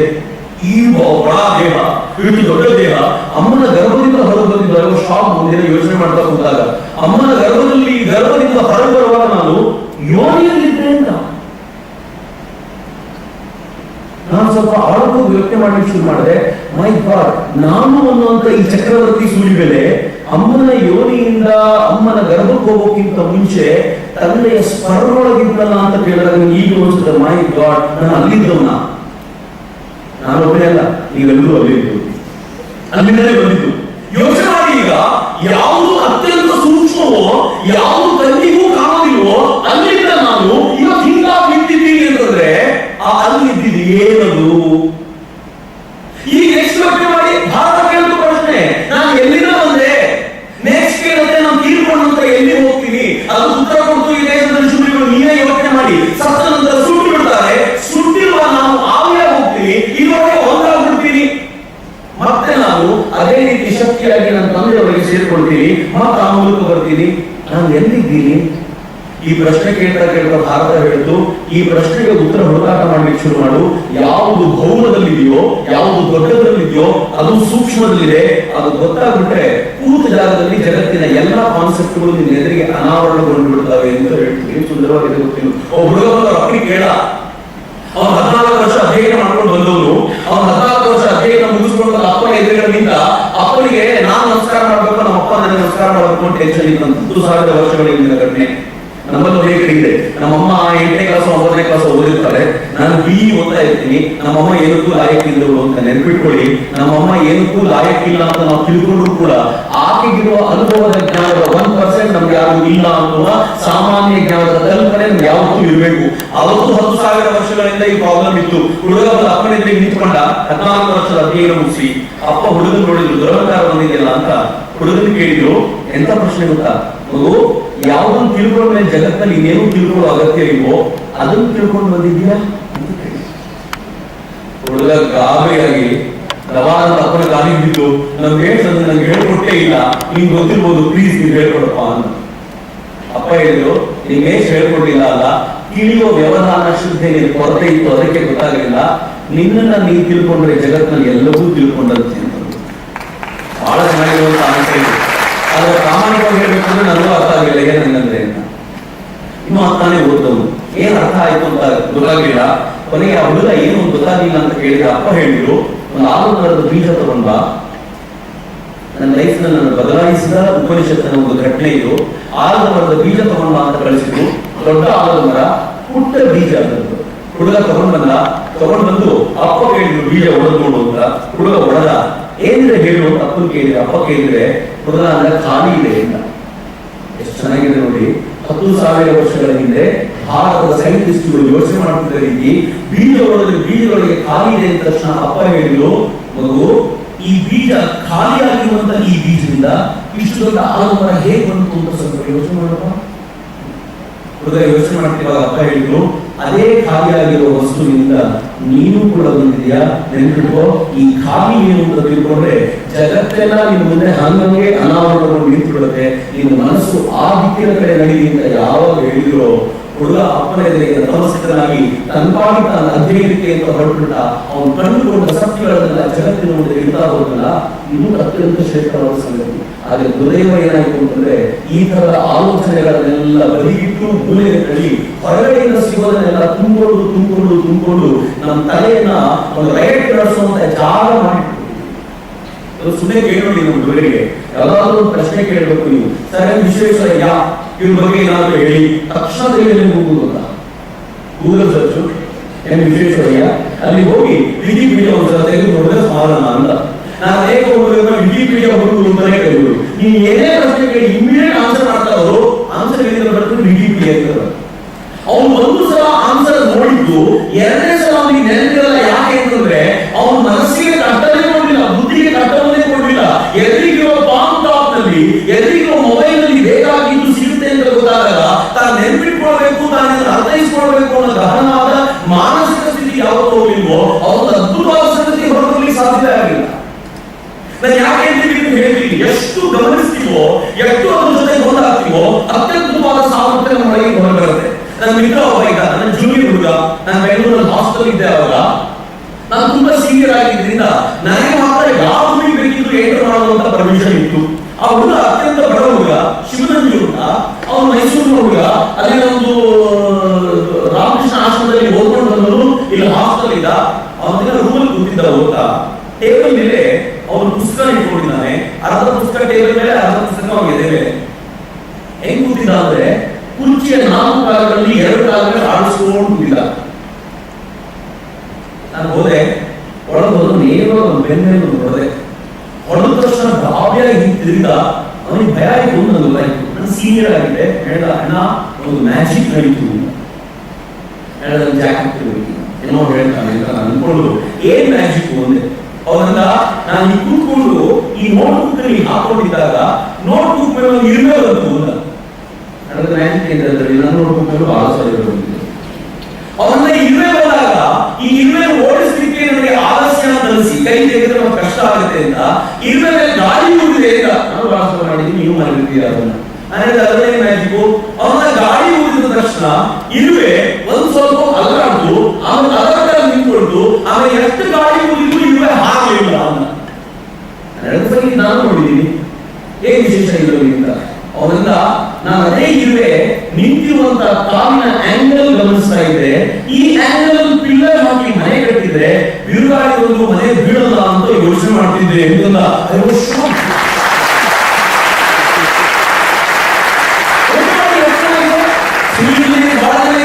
ಅದನ್ನ ಯಾವತ್ತೂ ಈ ಕಲ್ಪನೆಗಳು ಹೋಗೋದೇ ಇಲ್ಲ. ಯಾಕೆಂತಂದ್ರೆ ಟೆಕ್ಸ್ಟ್ ಬುಕ್ ಅಲ್ಲಿ ಬೇರೆ ಬರೆದಿದ್ದಾರೆ, ಅಷ್ಟನ್ನು ಕ್ಲಿಯರ್ ಮಾಡ್ಕೊಂಡ್ರೆ ಸಾಕು. ಎಕ್ಸಾಮ್ ಕೇಳಿದ್ರೆ ಅಷ್ಟೇ ಅಲ್ಲ ಅಂತ. ನೀವು ಯಾವತ್ತು ನಿಮ್ಮ ಮನಸ್ಸಿನ ಪ್ರಯೋಗಶಾಲೆಯಲ್ಲಿ ನೀವೆಲ್ಲ ಕಲ್ಪನೆಗಳನ್ನ ಕಟ್ಟಲಿಕ್ಕೆ ಶುರು ಮಾಡ್ತೀರಲ್ಲ, ಆ ಹೊಸದೇನೋ ಸಿದ್ಧಿ ಆಗುತ್ತೆ. ಅದರಲ್ಲಿ ವೆರಿ ಕಾಮನ್. ಆ ಹುಡುಗಿಗೆ ನಾನು ಎಲ್ಲರೂ ಈ ತರದ ಕಾನ್ಸೆಪ್ಟ್ ನಾನು ಬರೆದಿಟ್ಟಿದ್ರೆ ನಾನು ತೋರಿಸ, ನಾನು ಹೇಳಿದ್ರೆ ಭಾಷೆ ಇಂಜಿನಿಯರಿಂಗ್ ಕಾಲೇಜಿಗೆ ಹೋಗಬೇಡ, ಇಂಜಿನಿಯರಿಂಗ್ ಹೋಗ್ತೋ, ಆದ್ರೆ ಆದ ನಂತರ ನೀನು ಬರಬೇಕಾಗಿರೋದು ಮಾತ್ರ ಬೇಸಿಕ್ ಸೈನ್ಸ್ ಫೀಲ್ಡ್ ಹೋಗ್ಬೇಕು. ಯಾವ ಕಾರಣಕ್ಕೂ ಮಿಸ್ ಮಾಡ್ಕೊಳ್ಳೋಣ. ಸ್ವಲ್ಪ ದಿನ ಆದ್ಮೇಲೆ ಹೇಳಿದ ನಾನು ಲೆಕ್ಚರರ್ ಆಗಿದ್ದೀನಿ. ಹೇಳಿದ್ರೆ ಯಾಕೆ ಮಾಡಬೇಕು, ಯಾಕಂದ್ರೆ ಅವರೊಳಗಿದ್ದಂತ ಭಾವನೆಗಳೇ ಬೇರೆ, ಅವರೊಳಗಿದ್ದಂತ ಸಂಶೋಧನೆಗೆ ಕುರಿತ ಬೇರೆ. ನಾನು ಅದನ್ನ ಕೇಳಿ ಯಾಕೆ ಮಾಡಿದೆ ಅಂತಂದ್ರೆ ಬಡತನ ತುಂಬಾ ಇದೆ ಅಣ್ಣ, ಅರ್ಜೆಂಟ್ ಕೆಲಸ ಬೇಕಿತ್ತು ನನಗೆ ಅಂತ. ಆದ್ರೆ 2ನೇ ವರ್ಷ ಅವನನ್ನು ಫೋನ್ ಮಾಡಿ ಹೇಳ ಕೆಲಸ ಬಿಟ್ಟೆ ಅಂತ. ನನಗೆ ವಂಡರ್ಫುಲ್. ಏನ್ ಮಾಡ್ತಿದ್ಯಾ? ಇಂಡಿಯನ್ ಇನ್ಸ್ಟಿಟ್ಯೂಟ್ ಆಫ್ ಸೈನ್ಸ್ ಅಲ್ಲಿ ನಾನು ಫೆಲೋ ಸೈಂಟಿಸ್ಟ್ ಆಗಿ ವರ್ಕ್ ಮಾಡ್ತಿದ್ದೀನಿ ಅಂತ ತಕ್ಷಣ ಬಹಳ ವಿಷಯ ಇದೆ. 2 ವರ್ಷದ ಹಿಂದೆ ಆ ಹುಡುಗ ನನ್ನ ಹಾಸ್ಟೆಲ್ಗೆ ವಾಪಸ್ ಬಂದ ನನ್ನ ಜೊತೆ ನಿಂತ್ಕೊಂಡು ಹೇಳ್ತಿದ್ದ, ನಾವು ಮ್ಯಾಜಿಕ್ ಆಯ್ತು ಅಂತ. ಮತ್ತೆ ಮ್ಯಾಜಿಕ್ ಯೋಚನೆ ಮಾಡಿ ನಾನು ಕೇಳಿದ್ರೆ ಏನ್ ಮ್ಯಾಜಿಕ್ ಆಯ್ತು ಅಂತಂದ್ರೆ, ಈ ವಿಮಾನಗಳು ಹಾರಬೇಕಾದಾಗ ವಿಂಡ್ ಶೀಲ್ಡ್ ಇರುತ್ತೆ. ಆ ವಿಂಡ್ ಶೀಲ್ಡ್ ತುಂಬಾ ಪ್ರಿಸೈಸ್ ಆದ ಲೆಕ್ಕಾಚಾರದಲ್ಲಿ ಇರಬೇಕು. ಸ್ವಲ್ಪ ಹೆಚ್ಚು ಕಡಿಮೆ ಆದ್ರೂ ಕೂಡ ಅದು ತುಂಬಾ ತೊಂದರೆ ಉಂಟು ಮಾಡುತ್ತೆ ಅಂತ ಇಲ್ಲಿಂದ ವಿಂಡ್ ಶೀಲ್ಡ್ ಅನ್ನ ಯುರೋಪಿಗೆ ಕಳಿಸಿ ಅದರ ಸೈಜ್ ಲೆಕ್ಕಾಚಾರ ಪೂರ್ತಿ ಪರ್ಫೆಕ್ಟ್ ಮಾಡಿದ್ರು ವಾಪಸ್ ತರಿಸ್ಕೊಡ್ತೀವಿ. IAS ಗೆ ಹೆಚ್ಚು ಕೊಟ್ಟಾಗ ಈ ಹುಡುಗ ನಾನು ಇದ್ರ ಮೇಲೆ ವರ್ಕ್ ಮಾಡ್ತೀನಿ ಅಂತ ಹೋದ. ಬಡ ಹುಡುಗ, ತುಂಬಾ ಖರ್ಚು ಮಾಡೋದು ಗೊತ್ತಿಲ್ಲ ಅವನಿಗೆ. ಕಡಿಮೆ ಖರ್ಚಿನಲ್ಲಿ ಅದನ್ನ ಟೆಸ್ಟ್ ಮಾಡೋದು, ಅದನ್ನ ಹೆಂಗೆ ಕಂಡುಹಿಡಿದ ಅಂತಂದ್ರೆ ಯುರೋಪಿನ ಕಂಪನಿ ಎಷ್ಟು ಪ್ರಿಸೈಸ್ ಮಾಡ್ತಿದ್ದೋ ಅದಕ್ಕಿಂತ ಒಂದು ತೂಕ ಜಾಸ್ತಿ ಪ್ರಿಸೈಸ್ ಆಗಿ ಒಂದು ಲೆಕ್ಕಾಚಾರ ಮಾಡೋದನ್ನ ಹಿಡಿಯುವಂತ ಒಂದು ಯಂತ್ರವನ್ನ ತಯಾರು ಮಾಡ್ಕೊಂಡು HIL ಕೊಟ್ಟ. ಅವನ ಮುಂದೆ ಚಪ್ಪಾಳ ಹೇಳ್ತಿದ್ದ. HIL ಈಗ ತಮ್ಮದೇ ಆಫೀಸ್ ನಲ್ಲಿ ಆ ವಿಂಡ್ಶೀಲ್ಡ್ ಟೆಸ್ಟ್ ಮಾಡ್ತಿದ್ದಾರೆ. ಯುರೋಪಿಗೆ ಕಳಿಸೋದು ಉಳಿತು. ಈಗ ಆ ಹೆಮ್ಮೆ ನನಗಿದೆ. ನಾನು IISc ಕೆಲಸ ಮಾಡಿದೆ ಅಂತ ನನಗೆ ಅನಿಸ್ತು. ವಂಡರ್ಫುಲ್, ಒಳ್ಳೆ ಕೆಲಸ ಮಾಡಿದೆ ಅಂತ. ಈ ಕಾನ್ಸೆಪ್ಟ್ ನಾನು ಬರೆದ ಒಂದು ಇಂಟರ್ನ್ಯಾಷನಲ್ ಜರ್ನಲ್ಸ್ ಅಲ್ಲಿ ಸದ್ಯಕ್ಕೆ ಪ್ರಕಟವಾಗುತ್ತೆ. ನನಗೆ ಎಷ್ಟು ವಿಶ್ವಾಸ ಇದೆ ಅಂತಂದ್ರೆ, ಒಂದು ಈ ಕಾನ್ಸೆಪ್ಟ್ ನೋಡಬೇಕು ಅಥವಾ ಮುಂದಿನ ದಿನಗಳಲ್ಲಿ ಈ ಕಾನ್ಸೆಪ್ಟ್ ಅನ್ನು ಬಳಸಿ ಯಾರಾದ್ರೂ ಕಂಡು ಹಿಡಿದ್ರೆ ಅವರಿಗೆ ಅದು ಮೊಬೈಲ್ ಬರಲೇಬೇಕು ಅಂತ ಇಂಪಾರ್ಟೆಂಟ್ ಕಾನ್ಸೆಪ್ಟ್ ಕುರಿತಂತೆ ಯೋಚನೆ ಮಾಡ್ತಿದ್ದೀನಿ. ಅಂದ್ರೆ ಇದು ಭಾರತದ ಮೈಂಡ್ಸ್ ಆಗಬೇಕು. ನನ್ನ ಹೆಚ್ಚು ನನ್ನ ದೇಶದ ಮೈಂಡ್ಸ್ ಅದು ಯಾವುದನ್ನು ಆಲೋಚನೆ ಮಾಡಬಾರದನ್ನು ಮಾಡ್ತಾ ಅಥವಾ ಯಾವುದು ಈಗಿನ ದಿನಕ್ಕೆ ಅಗತ್ಯ ಇಲ್ಲೋ ಅದನ್ನು ಮಾಡ್ತಾ ಕೂತ್ಕೊಳ್ಳಿಗೋಸ್ಕರ ಇರುವಂತ ಮೈಂಡ್ ಅಲ್ಲ.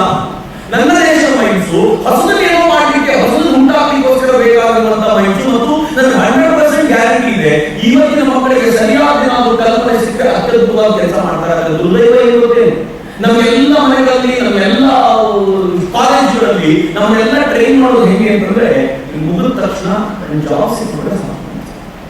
ನಾನು ಇಂಜಿನಿಯರಿಂಗ್ ಕಾಲೇಜ್ ಹುಡುಗರು ನೋಡ್ತಿರ್ತೀನಿ, ನಾನು ಹೋದಾಗ ಹಾಗೆ ಹೊಂದ್ಕೊಂಡು ಹೋಗಿದ್ದು. ಫಸ್ಟ್ ಇಯರ್ ಹೋಗ್ಬೇಕಾದ್ರೆ ನನ್ನ ಕಲ್ಪನೆ ಹೆಂಗಿತ್ತು ಗೊತ್ತಾ, ಈ ಬಾರಿ ನಾನು 4th ಇಯರ್ ಮುಗಿದೊಳಗೆ ಪ್ರಾಜೆಕ್ಟ್ ಮಾಡಬೇಕು, ಹೆಂಗಿರ್ಬೇಕು ಅಂತಂದ್ರೆ ಇಡೀ ದೇಶ ನಾನು ನೋಡ್ಬೇಕು ಅಂತ ಬಾರಿ ಬಾರಿ ಕನಸು. ಸೆಕೆಂಡ್ ಇಯರ್ ಮೇಲೆ 50% ಇಳಿದು ಎಜುಕೇಶನ್ ಮುಗಿದ್ರೆ ಸಾಕು. 3ನೇ ಇಯರ್ ಬರಬೇಕು, ನಾವೆಲ್ಲ ಪ್ರಾಜೆಕ್ಟ್ ಎಲ್ಲ ಹಾಕಿ ಎಲ್ಲೇನೋ ತಗೊಂಡು ಏನೋ ಮುಗಿಸಿದ್ರೆ ಸಾಕು, ಎಲ್ಲ ಹೋಗಿ ಪ್ಲೇಸ್ಮೆಂಟ್ ಆಫೀಸರ್ ಇರುತ್ತೆ. ಯಾವ ಕಂಪನಿ ಏನ್ ಕಂಪನಿ, ಆ ಕಂಪನಿ ಬರೋದು ನಿಂತೋಯ್ತು ಅಂದ್ರೆ ಅಂತೂ ಕಾಲೇಜ್ ಬರೀಲ್ಲ. ಆ ಕಂಪನಿ ಸರಿಯಾಗಿ ಬರಲಿಲ್ಲ, ಸರಿಯಾಗಿ ಸೆಲೆಕ್ಟ್ ಮಾಡಲಿಲ್ಲ ಅಂತಂದ್ರೆ ಕಾಲೇಜ್ ಸರಿಯಾಗಿ ವರ್ಕ್ ಮಾಡಿಲ್ಲ, ಅವ್ರ ಜೊತೆ ವರ್ಕ್ ಮಾಡೋದು ಏನ್ ಮಾಡ್ಬೇಕು, ಅವ್ರ ಜೊತೆ ಮಾಡ್ಕೊಂಡು ನಮ್ಗೆ ಪ್ಲೇಸ್ ಮಾಡಬೇಕು. ನಮ್ಮನ್ನು 4 ವರ್ಷಗಳ ಕಾಲ ಟ್ರೈನ್ ಮಾಡೋದು ಯಾಕೆ ಅಂತಂದ್ರೆ, ಬಿಟ್ಟು ಮಾಡಿ ಹೆಚ್ಚಾಗಿದೆ. ನಾನೇನಾದ್ರೂ ಮೊದಲನೇ ವರ್ಷ ನಿಮ್ಮ ಹತ್ರ ಬಂದು, 2ನೇ ವರ್ಷ ನಿಮ್ಮ ಹತ್ರ ಬಂದು ಇಂಜಿನಿಯರ್ ಗುರಿ ಏನು, ನಿಮ್ಮ ಇಚ್ಛೆ ಏನು ಅಂತ ಕೇಳಿದ್ರೆ ನನಗೆ ಕೇಳಲು ಹಾಗೆ ಹೇಳ್ತಿದೆ, ನಾನು ಐಟಿಎಂ ಕೆಲಸ ಮಾಡಬೇಕು, ವಿಪ್ರೋದಲ್ಲಿ ಕೆಲಸ ಮಾಡಬೇಕು, ನಾನು ಜಿ ಕಾರ್ಪೊರೇಷನ್ ಕೆಲಸ ಮಾಡಬೇಕು, ಅಲ್ಲಿ ಕೆಲಸ ಮಾಡಬೇಕು, ಇಲ್ಲಿ ಕೆಲಸ ಮಾಡಬೇಕು ಅಂತ ದೊಡ್ಡ ಹೆಸರುಗಳು ಹೇಳ್ಕೊಂಡು ಹೋಗ್ತೀವಿ. ಕೆಲಸ ಮಾಡಬೇಕು ಅಂತ ಸುಮ್ಮನೆ ಮ್ಯಾಥಮೆಟಿಕಲ್ ಫಾರ್ಮುಲಾ, ಕೆಲಸ ಈಕ್ವಲ್ ಟು ಕೂಲಿ ಅಂತ ಸಬ್ಸ್ಟಿಟ್ಯೂಟ್ ಮಾಡ್ಕೊಳ್ಳಿ. ಐಟಿಎಂ ಅಲ್ಲಿ ಕೂಲಿ ಮಾಡಬೇಕು, ಇನ್ಫೋಸಿಸ್ ಅಲ್ಲಿ ಕೂಲಿ ಮಾಡಬೇಕು, ವಿಪ್ರೋದಲ್ಲಿ ಕೂಲಿ ಮಾಡಬೇಕು, ಜಿ ಕಾರ್ಪೊರೇಷನ್ ಅಲ್ಲಿ ಕೂಲಿ ಮಾಡಬೇಕು. ಅಲ್ಟಿಮೇಟ್ಲಿ ನಮ್ಮೆಲ್ಲರ ಉದ್ದೇಶ, ನಮ್ಮೆಲ್ಲರ ಗುರಿ ಏನು ಅಂತಂದ್ರೆ, ಎಲ್ಲೋ ಒಂದು ಕಂಪನಿಯಲ್ಲಿ ಕೂಲಿ ಮಾಡೋದು ಎಂಡ್ ಆಗಬೇಕು ಅನ್ನೋ ಉದ್ದೇಶ ಇಟ್ಕೊಂಡೇ ಕೆಲಸ ಮಾಡ್ತಿರಲ್ಲ, ಅದನ್ನೇ ಆಲೋಚನೆ ಮಾಡ್ಕೊಂಡೇ ಬದುಕಿದೀವಲ್ಲ. ಎಲ್ಲ ಕಾಲೇಜುಗಳಲ್ಲಿ ಇರುವಂತಹ ದೊಡ್ಡ ಸ್ಟ್ರೆಸ್ ಪ್ರಿನ್ಸಿಪಲ್ ಆಗಲಿ ಮತ್ತೊಬ್ಬರಿಗಾಗಲಿ, ನಮ್ಮ ಕಾಲೇಜಿಂದ 2 ಜನ ಪ್ಲೇಸ್ ಆಗುವ ಅಂತ ತೋರಿಸೋದೇ ದೊಡ್ಡ ಲೆಕ್ಕಾಚಾರ. ನನಗೆ ನನ್ನ ಫ್ರೆಂಡ್ ಒಂದು ಹೇಳಿದ, ನನಗೆ ಯಾವ ಕಾಲೇಜು ನೆನಪಿಲ್ಲ, ಅಂತಾರಾಷ್ಟ್ರೀಯ ಮಟ್ಟದ ಕಾಲೇಜು, 100 ವರ್ಷ ಆಗಿರುತ್ತೆ ಆ ಕಾಲೇಜಿಗೆ. 100 ವರ್ಷ ಆದಾಗ ಆ ಕಾಲೇಜು ಒಂದು ಸೌಲಭ್ಯ ತರಬೇಕು ಅಂತ ನಿಶ್ಚಯ ಮಾಡಿದ್ದಾರೆ. ಯಾರಾದ್ರೂ ಬರಬೇಕು, ಅತ್ಯಂತ ಪ್ರತಿಷ್ಠಿತ ಕಾಲೇಜು, ಆ ಕಾಲೇಜಿನ ಅಲ್ಯೂಮಿನಿ ಲಿಸ್ಟ್ನಲ್ಲಿ ಅಷ್ಟೊಂದು ದೊಡ್ಡ ಜನ ಇದ್ದಾರೆ, ಅವರು ಕಾಂಟ್ಯಾಕ್ಟ್ ಮಾಡಿರುವಂತ ಬರ್ಸ್ಕೊಳ್ಳೋದಿಲ್ಲ ಸಾಧ್ಯವ, ಪುಸ್ತಕ ದಪ್ಪ ಆಗಬೇಕು, ಏನಾಗಬೇಕು ಎಲ್ಲ ಯೋಚನೆ ಮಾಡಿದ್ರು. ಏನ್ ಮಾಡಿದ್ರು ಪುಸ್ತಕ ಕೊನೆಯವರೆಗೂ ಹೊರಬರಲಿಲ್ಲ. ಕೊನೆಯ ದಿನ ಪುಸ್ತಕ ರಿಲೀಸ್ ಅಂತ ಒಂದು ಪುಸ್ತಕ ರಿಲೀಸ್ ಮಾಡಿದ್ರು. ಆ ಇಡೀ ಪುಸ್ತಕದಲ್ಲಿ ಒಂದೇ ಒಂದು ಪೇಜ್ ಇದ್ದಂತೆ, ಕಳೆದ 100 ವರ್ಷಗಳಲ್ಲಿ 13 ಜನ ನೊಬೆಲ್ ಪ್ರೈಸ್ ವಿನ್ನರ್ಸ್ ಈ ದೇಶ ಈ ಕಾಲೇಜು ಸಮಾಜಕ್ಕೆ ಕೊಟ್ಟಿದೆ ಅಂತ ಒಂದೇ ಒಂದು ಪೇಜ್ ಬರೆದಿದ್ದೀನಿ. ಏನು ಹೇಳಬೇಕು ಅದಕ್ಕೆ ಏನು ಅದ್ಭುತವಾದ ಸಂಗತಿ ಇರಬಹುದು. ಯೋಚನೆ ಒಂದು ಕಾಲೇಜಿನ ಶ್ರೇಷ್ಠತೆ ಇರೋದು ಎಷ್ಟು ಜನರಿಗೆ ಕೆಲಸ ಕೊಡ್ತಿದ್ವಿ ಅಂತಲ್ಲ, ಆದ್ರೆ ನನ್ನ ಕಾಲೇಜಿನಿಂದ ಎಷ್ಟು ಜನ ಸಮಾಜಕ್ಕೆ ಉಪಯೋಗವಾಗುವಂತಹ ಕ್ಷೇತ್ರದಲ್ಲಿ ದುಡಿತಾ ಇದ್ದಾರೆ ಅಂತ ಒಂದು ಕಾಲೇಜು ಕೂತ್ಕೊಂಡು ಲೆಕ್ಕ ಹಾಕಿದಾಗ ಆ ಸಂಖ್ಯೆ ಕೊಡ್ತಿರ್ತಲ್ಲ, ಅದು ಆ ಕಾಲೇಜಿನ ಘನತೆ ಅಂತ ಯೋಚನೆ ಮಾಡಿ. ನಮ್ಮ ಕಾಲೇಜಿಗೆ ಇಂತಹ ಘನತೆ ಈ ಘನತೆ ನಾವೆಲ್ಲರೂ ಕೆಲಸ ಮಾಡಬಾರ್ದು ಅಂತಲ್ಲ, ಕೆಲಸ ಮಾಡಬೇಕು, ಆದ್ರೆ ಕೆಲಸ ಕೊಡುವುದರ ಕುರಿತಂತೆ ಯೋಚನೆ ಮಾಡಬೇಕು. ನಾನು ಪ್ರತಿ ಬಾರಿ ನೆನಪಿಸ್ಕೊಡ್ತೀನಿ, ಬೆಂಗಳೂರೇ ಇದ್ದಾನೆ, ಕಳೆದ ಬಾರಿ ಈ ವೇದಿಕೆ ಕಲಿಸಬೇಕಿತ್ತು, ಬಟ್ ಅವನ ಫ್ರೆಂಡ್ ಇದೇ ಕಾಲೇಜ್ ಓದಿದ್ರು, ಅವರು ಆಕ್ಸಿಡೆಂಟ್ ತೀರ್ಕೊಂಡು ಅವರ ಕಾರಣಕ್ಕೋಸ್ಕರ ಅವ್ನು ಬರಲಿಕ್ಕೆ ಆಗಲಿಲ್ಲ. 7ನೇ ಕ್ಲಾಸ್ ಓದ್ತಿದ್ದಂತ ಹುಡುಗ ಸುಹಾಸ್ ಗೋಪಿನ ಮಾಡಿ ಅವ್ನು ಈಗ 30-32 ವರ್ಷ ಇರ್ಬೋದು. ಆ ಹುಡುಗ 7ನೇ ಕ್ಲಾಸ್ ಅಲ್ಲಿ ಇದ್ದಾಗ ಅವ್ರ ಅಣ್ಣ ಸೀನಿಯರ್ ಆಗಿದ್ದವನು, ಒಂದು ಕಂಪ್ಯೂಟರ್ ಸೈನ್ಸ್ ಓದ್ತಿದ್ದ. ಈ ಹುಡುಗ ಅಣ್ಣನ ಸ್ಕೂಲಿಗೆ ಹೋಗ್ತಿದ್ದವನು, ಅಣ್ಣ ಫಸ್ಟ್ ಬೆಂಚ್ ಅಲ್ಲಿ ಯಾವಾಗ ಇರ್ತಿದ್ದವನು, ಲಾಸ್ಟ್ ಬೆಂಚ್ ಅಲ್ಲಿ. ಅಣ್ಣ ಫಸ್ಟ್ ಬೆಂಚ್ ಅಲ್ಲಿ ತಮ್ಮ ಲಾಸ್ಟ್ ಬೆಂಚ್ ಅಲ್ಲಿ ಏನ್ ಕ್ರಮ ಅಂತ ತಮ್ಮದಿಗೆ ಮಾತ್ರ ಗೊತ್ತು. ಬೇಟು ಬಂದಾಗ ನಿಮ್ಮ ಅಣ್ಣನೂ ಇದ್ದ, ಅದರ ಅರ್ಥ ಮಾಡಬೇಕು ಏನು ಅಂತ ಇವನಿಗೆ ತುಂಬಾ ತಲೆನೋವು. ಇವನ ಅಣ್ಣನ ಪುಸ್ತಕ ಓದೋದು ಯಾವಾಗಲೂ, ಅಣ್ಣ ಯಾವಾಗಲೂ HTML ತಗೊಂಡು ನಾವು ವೆಬ್ಸೈಟ್ ಡಿಸೈನ್ ಮಾಡಬೇಕು ಅಂತ ಪ್ರಯತ್ನ ಪಡ್ತಿದ್ದ. ಹುಡುಗ ಹೇಳ್ದ, ಅಣ್ಣ ನಾನು ನಿಮ್ ಕಂಪ್ಯೂಟರ್ ಯೂಸ್ ಮಾಡೋದಾ? ಅಣ್ಣ ತಲೆ ಒಂದು ಕೊಟ್ಟ, ಅದ್ರ ಸರಿಯಾಗಿ ಮುಗಿಸ್ಬೋದ. ಇವನ್ ಅಣ್ಣ ಮಲ್ಕೊಂಡಾಗ HTML ಪುಸ್ತಕ ತಗೊಂಡು ಆ HTML ಇರುವಂತಹ ಕೋಡ್ಸ್ ಎಲ್ಲ ಇಲ್ಲಿ ಬರ್ಕೊಂಡು ಹೋಗಿ ಪ್ರಾಕ್ಟೀಸ್ ಮಾಡಬೇಕಲ್ಲ. ಏನ್ ಮಾಡೋದು? ಅವನೇ ಹೇಳ್ಕೊಟ್ಟಿದ್ದ ನನ್ನ ಹತ್ರ. ಅವ್ನು ಸ್ಕೂಲಿಗೆ ಹೋಗ್ತಿದ್ದಂತೆ, ಮಧ್ಯಾಹ್ನ ಸ್ಕೂಲ್ ಬೇಗ ಬಿಡ್ತಿತ್ತು, ಪಕ್ಕದ ಸೈಬರ್ ಕೆಫೆ, ಆ ಸೈಬರ್ ಕೆಫೆ ಹೋಗಿ ಮಧ್ಯಾಹ್ನ ರಜಾ ಹಾಕೋದು, ಮಧ್ಯಾಹ್ನ ಆಫ್ ತಗೋತಿರಲ್ಲ ಊಟಕ್ಕೆ ಅಂತ. ಆ ಟೈಮ್ ನಾನು ನೋಡ್ಕೊತೀನಿ, 2 hours ನಾನು ಇರ್ತೀನಿ, ನನಗೆ ಏನೂ ದುಡ್ಡು ಕೊಡಬೇಡಿ, ನಾನು ಕಂಪ್ಯೂಟರ್ ಯೂಸ್ ಮಾಡ್ಕೊಡ್ತೀನಿ ಅಂತ ಹೇಳಿ ಅಲ್ಲಿ ನಾನು ಕಲಿತಂತ HTML ಅನ್ನ 1 ವರ್ಷದ ಕಾಲ ಪ್ರಾಕ್ಟೀಸ್ ಮಾಡಿ ಮೊದಲ ವೆಬ್ಸೈಟ್ ಡಿಸೈನ್ ಮಾಡಿದ ಕೂಲ್ ಹಿಂದೂಸ್ತಾನ್. ಅದನ್ನ ಡಿಸೈನ್ ಮಾಡಿ ಬಹಳ ಖುಷಿ ಆಯ್ತು ಅವನಿಗೆ. ಅವ್ರ ಅಪ್ಪನಿಗೆ ಹೋಗಿ ಹೇಳಿದ, ಅಪ್ಪ ವೆಬ್ಸೈಟ್ ಡಿಸೈನ್ ಮಾಡೋ ಕಂಪನಿ ಶುರು ಮಾಡಬೇಕು ಅಂತಿದ್ದೀನಿ, ಹೆಲ್ಪ್ ಮಾಡೋದು 8ನೇ ಕ್ಲಾಸ್ ಕೂಡ. ಅಪ್ಪ ತಲೆನೇ ಒಂದು ಕೊಟ್ಟರು, ಮೊದಲು SSLC ಮುಗಿಸು, ಉಳಿದ ಆಮೇಲೆ ನೋಡೋಣ. ಅಣ್ಣ 7th ಮುಗಿಸಕ್ಕೆ ಹೇಳಿದ, ಅಪ್ಪ SSLC ಮುಗಿಸ್ಕೊಂಡು. ಈ ಹುಡುಗರಿಗೆ ಸುಮ್ಮನೆ ಇರ್ಲಿಕ್ಕೆ ಆಗ್ತಿಲ್ಲ. ಹುಡುಗ ಏನ್ ಮಾಡಿದ್ರು ಅಂತ ಗೊತ್ತಾ, ಈ ದೇಶದ ವಿತ್ತ ಸಚಿವರಿಗೆ ಪತ್ರ ಬರೆದು ಕೇಳ್ಕೊಂಡ, ನಾನು ಕಂಪನಿ ಶುರು ಮಾಡಬೇಕು ಅಂತಿದ್ದೀನಿ, ಹೆಲ್ಪ್ ಮಾಡಿ ನನಗೆ. ಹಣಕಾಸು ಮಂತ್ರಿಗಳಿಗೆ ರಿಪ್ಲೈ ಮಾಡಿದ್ರು, ಈ ದೇಶದಲ್ಲಿ 18 ಆಗುವವರೆಗೂ ಅಕೌಂಟ್ ಓಪನ್ ಮಾಡಿ ಪರ್ಮಿಷನ್ ಕೊಡಲ್ಲ, ಈ ಕಂಪನಿ ಏನ್ ಮಜಾ ಕೇಳಿದ್ರೆ ಅಣ್ಣ ಏನೇ ಕಷ್ಟ ಸರಿ ಏನಿಲ್ಲ, ಅಪ್ಪ SSLC ಆಗಿತ್ತು, ನಮ್ಮ ಹಣಕಾಸು ಮಂತ್ರಿಗಳು 18 ಆಗಿತ್ತು. ಹುಡುಗ ಸುಮ್ಮನೆ ಇರಲಿಲ್ಲ, ಕ್ಯಾಲಿಫೋರ್ನಿಯಾ ಯೂನಿವರ್ಸಿಟಿಗೆ ಪತ್ರ ಕೇಳ್ಕೊಂಡ, ಸರ್ ನೀವೆಲ್ಲ ಎಂತೆಂತವ್ರು ಹೆಲ್ಪ್ ಮಾಡ್ತಿದ್ದೀರಿ, ನಮಗೂ ಹೆಲ್ಪ್ ಮಾಡಿ ಕಂಪನಿ ಮಾಡಬೇಕು ಅಂತಿದ್ದೀನಿ, ಏನು ಐಡಿಯಾ ಬರಲ್ಲ. ಕ್ಯಾಲಿಫೋರ್ನಿಯಾ ಯೂನಿವರ್ಸಿಟಿ ಹಿಡಿಯೋದು ಮಾಡಲಿಲ್ಲ, ಇಮ್ಮಿಡಿಯೇಟ್ ನಾನು ಇಲ್ಲಿ ಕಂಪ್ಯೂಟರ್ ಶುರು ಮಾಡಿ ಎಜುಕೇಶನ್ ಕಂಟಿನ್ಯೂ ಮಾಡುವಂತ SSLC 9, 10 ಓದ್ತಿದ್ದ ಹುಡುಗರನ್ನ, 14 ವರ್ಷದ ಹುಡುಗರನ್ನ ಕ್ಯಾಲಿಫೋರ್ನಿಯಾಕ್ಕೆ ಕರೆಸಿಕೊಂಡು ಅವರ ಗ್ಲೋಬಲ್ ಕಿಂಗ್ ಕಾರ್ಪೊರೇಷನ್ ಶುರು ಆಯಿತು. ಜಗತ್ತಿನ ಅತ್ಯಂತ ಕಿರಿಯ CEO ಅನ್ನುವಂತ ಖ್ಯಾತಿಗೆ ಪಾತ್ರನಾದ ಸುಭಾಷ್ ಗೌಡ ಬೆಂಗಳೂರು ಹುಡುಗ.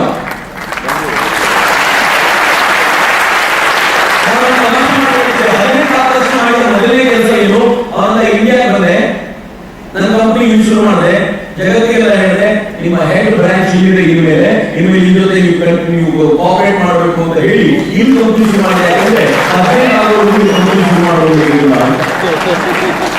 ಪರಿಸ್ಥಿತಿ ಹೇಗಿತ್ತು ನನ್ಗೆ ಬಹಳ ವಿಚಿತ್ರ ಅನ್ಸಿದೆ. ಹೇಗೆ ಬಹುಶಃ ಪ್ರಿನ್ಸಿಪಲ್ ಇರುವ ಲೆಕ್ಚರರ್ಸ್ ಗೆಲ್ಲ ಬಹಳ ಕಷ್ಟ ಅನಿಸ್ತು ನಾನು ಹೇಳೋ ಮಾತು. ಆದ್ರೆ ಅವ್ರು ಹೇಳೋದು ಬಹಳ ಆಸೆ ಅನಿಸುತ್ತೆ. ಇದೇ ಬೆಂಗಳೂರು ಒಂದು ಕಾಲೇಜಲ್ಲಿ ಅಲ್ಲಿವರೆಗೂ ಇಂಜಿನಿಯರಿಂಗ್ ಮಾಡೋದಿಲ್ಲ ಪುಣ್ಯಪ್ಪ. 18 ಆಯ್ತು, ಅವರೊಂದು ಇಂಜಿನಿಯರಿಂಗ್ ಮಾಡಬೇಕು ಅಂತ ಜಾಯಿನ್ ಆಗುವ ಸಂದರ್ಭ ಸರಿಯಾಗಿ ಅವರು ದುರದೃಷ್ಟ, ದೇಶದ ಅದೃಷ್ಟ, ವರ್ಲ್ಡ್ ಬ್ಯಾಂಕ್ ಅವರನ್ನ ಅಡ್ವೈಸರ್ ಆಗಿ ಹೋದ. ಅವನು ತಿಂಗಳಿಗೆ 2 ಸಲ ವರ್ಲ್ಡ್ ಬ್ಯಾಂಕ್ ಮೀಟಿಂಗ್ ಹೋಗಬೇಕಾಗ್ತಿತ್ತು, ಕಾಲೇಜ್ ಅಟೆಂಡ್ ಮಾಡಲಿಕ್ಕೆ ಆಗ್ತಿರ್ಲಿಲ್ಲ. ಏನಾಯ್ತು, ಎಕ್ಸಾಮ್ ಬರೀಲಿಕ್ಕೆ ಬಿಡಲಿಲ್ಲ. ಯಾಕೆ ಅಂತಂದ್ರೆ ಅಟೆಂಡೆನ್ಸ್ ಇಲ್ಲ.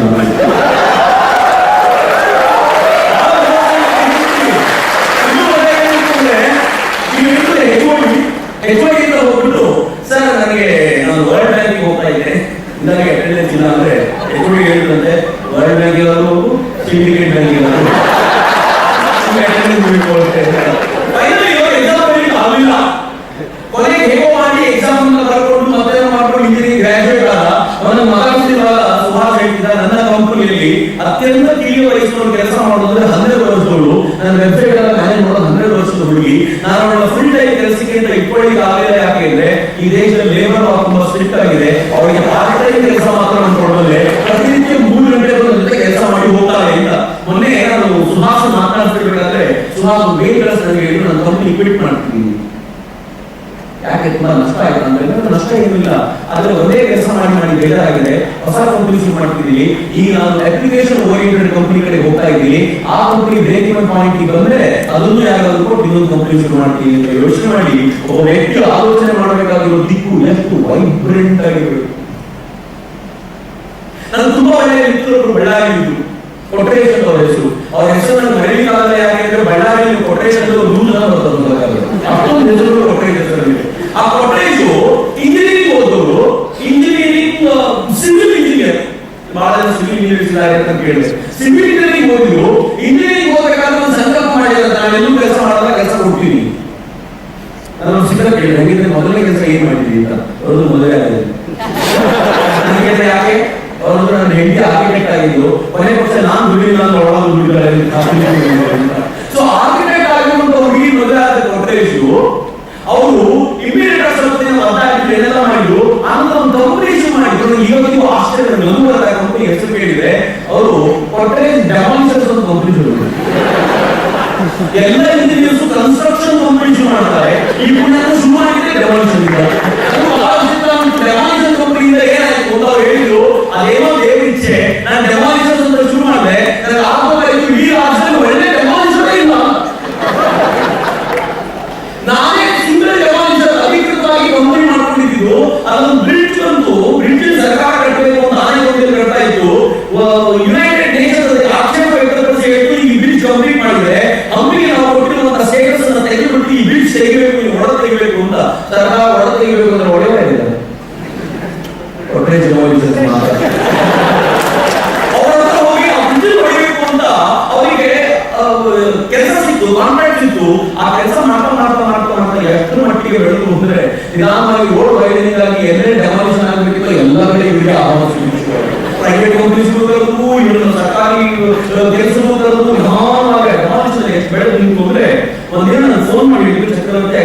ಟ್ರಬಲ್. ಸಣ್ಣ ಪುಟ್ಟ ತರಕಾರಿ ವೆಂಡರ್ಸ್ ಟ್ರಬಲ್ ಇದ್ರೆ ನೂರು ಸಹಾಯ ಮಾಡಬೇಕು. ಈ ಕೋಟೆಯಿಂದ ವ್ಯವಹಾರ ಮಾಡಿ ಟ್ರಬಲ್ ಇದ್ರೆ ನಾವು ಸಹಾಯ ಜೊತೆ ಸೇರ್ಕೊಂಡು ನಾನು ಹೇಳಿದೆ ಬಹಳ ಕಷ್ಟ ಸರ್, ಏನ್ ಮಾಡ್ಬೇಕು ಬನ್ನಿ ನನಗೆ ಮಾತಾಡಿದ್ರೆ ಸಮಾಧಾನ ಆಗುತ್ತೆ ಅಂತ. ಸರಿ, ಒಂದು ಪಾರ್ಕ್ ಕೂತಿದ್ವಿ, ಏನ್ ಪ್ರಾಬ್ಲಮ್ ನಿಮ್ದು ಅಂದ್ರೆ, ಸರ್ ಏನ್ ಮಾಡೋದು ಸರ್, ನನ್ನ ಕಂಪನಿ ತುಂಬಾ ಪ್ರಾಫಿಟ್ ಮಾಡ್ತಿದೆ, ದುಡ್ಡು ಏನು ಇನ್ವೆಸ್ಟ್ ಮಾಡಬೇಕು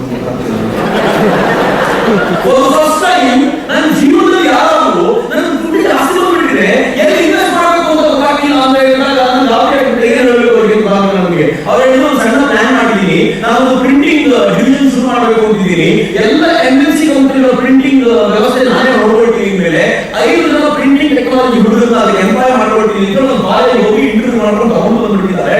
ಈ 2 ಕೋಟಿ ರೂಪಾಯಿ ಆಗಿಂದ ತುಂಬಾ ದೊಡ್ಡ ಅಮೌಂಟ್ ಅದು. ಅದರ ಹೆಸರು ನಾನು ಪ್ರಿಂಟಿಂಗ್ ಮಿಷನ್ಸ್ ತಗೊಂಡು ಬಂದಿದ್ದೀನಿ ಇದೆಲ್ಲ ಹೇಳಿದ್ರು. ನನ್ನ ಕಡೆ ಮುಂದೇನು ಇನ್ವೆಸ್ಟ್ಮೆಂಟ್ ಇನ್ನೊಂದು 8-9 ತಿಂಗಳಲ್ಲಿ ಬಂದ್ಬಿಡುತ್ತೆ, ಬ್ರೇಕ್ ಇವನ್ ಪಾಯಿಂಟ್ ಬಂದ್ಬಿಡ್ತೀನಿ, ಆಮೇಲೆ ಏನು ಅಂತ ಯೋಚನೆ ಮಾಡಿ ಅಂತ ಹೇಳಿಗೋಸ್ಕರ ನಿಮ್ಮನ್ನು ಕರೆದೆ.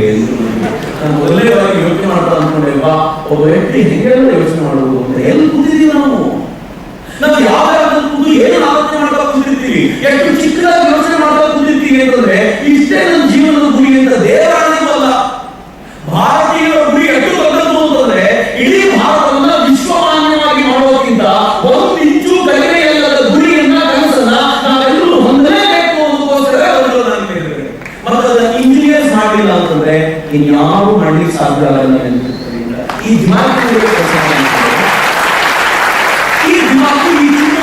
ಯಾವಾಗ ಬರುತ್ತಿಲ್ಲ ಅವಾಗ ಅದ್ಭುತವಾದ ಕೆಲಸ ಆಗುತ್ತೆ. ಯಾಕೆ ವಿಶೇಷ ನೆನಪಿಸ್ಕೊಳ್ತೀವಿ ಅಂದ್ರೆ ಇದೇ ಕಾರಣಕ್ಕೋಸ್ಕರ ಅದು ದಿಮಾಕ್ ಇತ್ತು, ಆರ್ಡಿನರಿ ದಿಮಾಕ್ ಅಲ್ಲ, ಪ್ರಾಮಾಣಿಕತೆಯ ದಿಮಾಕ್ ಇತ್ತು ಅವರಿಗೆ, ತನ್ನ ಬೌದ್ಧಿಕ ಸಾಮರ್ಥ್ಯದ ದಿಮಾಕ್ ಇತ್ತು. ಹೆಂಗಿತ್ತು ಅಂತಂದ್ರೆ ಅವರು ಇಟ್ಟ ಕೆಲಸವನ್ನ ಮಾಡ್ತಾ, ಯಾವ ಕೆಲಸವನ್ನು ಅವರಿಗೆ ಕೊಟ್ಟಿದ್ದೀರೋ ಆ ಕೆಲಸವನ್ನ ಮಾಡಿ ಮುಗಿಸುವವರೆಗೂ ನಿದ್ದೆ ಬರಲಿಲ್ಲ ಅವರಿಗೆ. ಆ ಅಣೆಕಟ್ಟುಗಳನ್ನೆಲ್ಲ ಕಟ್ಟಬೇಕಾದ ಓದಿದ್ದೀನಿ ಅವರಿಗೆ ಹೆಂಗಿರ್ತಿದ್ರು ಅಂತಂದ್ರೆ, ಎಲ್ಲಿ ಅಣೆಕಟ್ಟು ಕಟ್ಟಬೇಕಾಗಿತ್ತು ಆ ಜಾಗದಲ್ಲಿ ಬಂಡೆಗಳನ್ನ ಹತ್ತಿ ಮಾಡುವ ಕೆಲಸವನ್ನ ಹಗಲು ರಾತ್ರಿ ವೀಕ್ಷಿಸಿಕೊಂಡು ಅಲ್ಲೇ ನಿಂತ್ಕೊಂಡು ಕೆಲಸ ಮಾಡುತ್ತಿದ್ರು. ಹೀಗಾಗಿ ಅವರು ಕಟ್ಟುವ ಅಣೆಕಟ್ಟುಗಳು ಇಷ್ಟು ವರ್ಷಗಳ ನಂತರವೂ ಕೂಡ ಅಷ್ಟು ಬಲಾಢ್ಯವಾಗಿತ್ತು.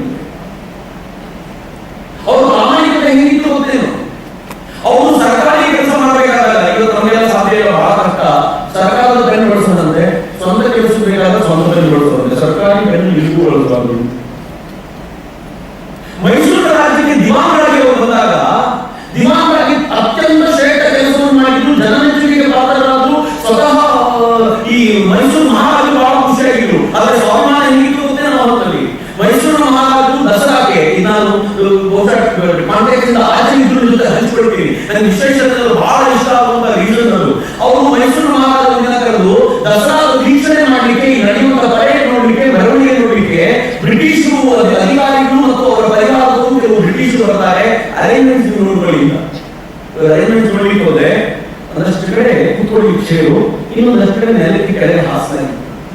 ಇವ್ರು ಕೇಳಿದ್ರು ಕೆಳಗೆ ಹಾಸಿರೋದು ಯಾರಿಗೆ, ಮೇಲಿನ ಚೇರ್ ಯಾರಿಗೆ?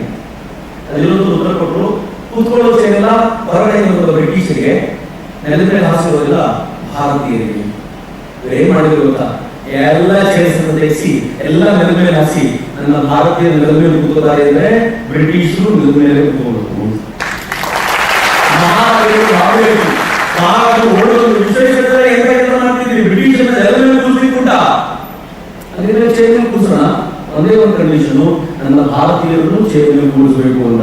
ಎಲ್ರಿಗೂ ಚೇರ್ ಹಾಕಿ ಕೂರಿಸುವಂತ ಆ ಅದ್ಭುತವಾದ ವಾತಾವರಣ ಸಿಸ್ಟಮ್ ಜಾರಿ ತಗೊಂಡಿರಲ್ಲ, ಅದು ವಿಶ್ವೇಶ್ವರಯ್ಯ. ಮೈತ್ರೆ ಯಾವಾಗ ದೇಶದ ಕುರಿತಂತ ಕಾಳಜಿ ಹಿಂಗೆ ಒಳಗಡೆ ಜಗದಲ್ಲೇ ಉಳಿಯುತ್ತಲ್ಲ, ನಾವು ಮಾಡುವ ಕೆಲಸ ಎಲ್ಲ ಅತ್ಯಂತ ಶ್ರೇಷ್ಠವಾಗುತ್ತೆ, ಅನುಮಾನವೇ ಇಲ್ಲ.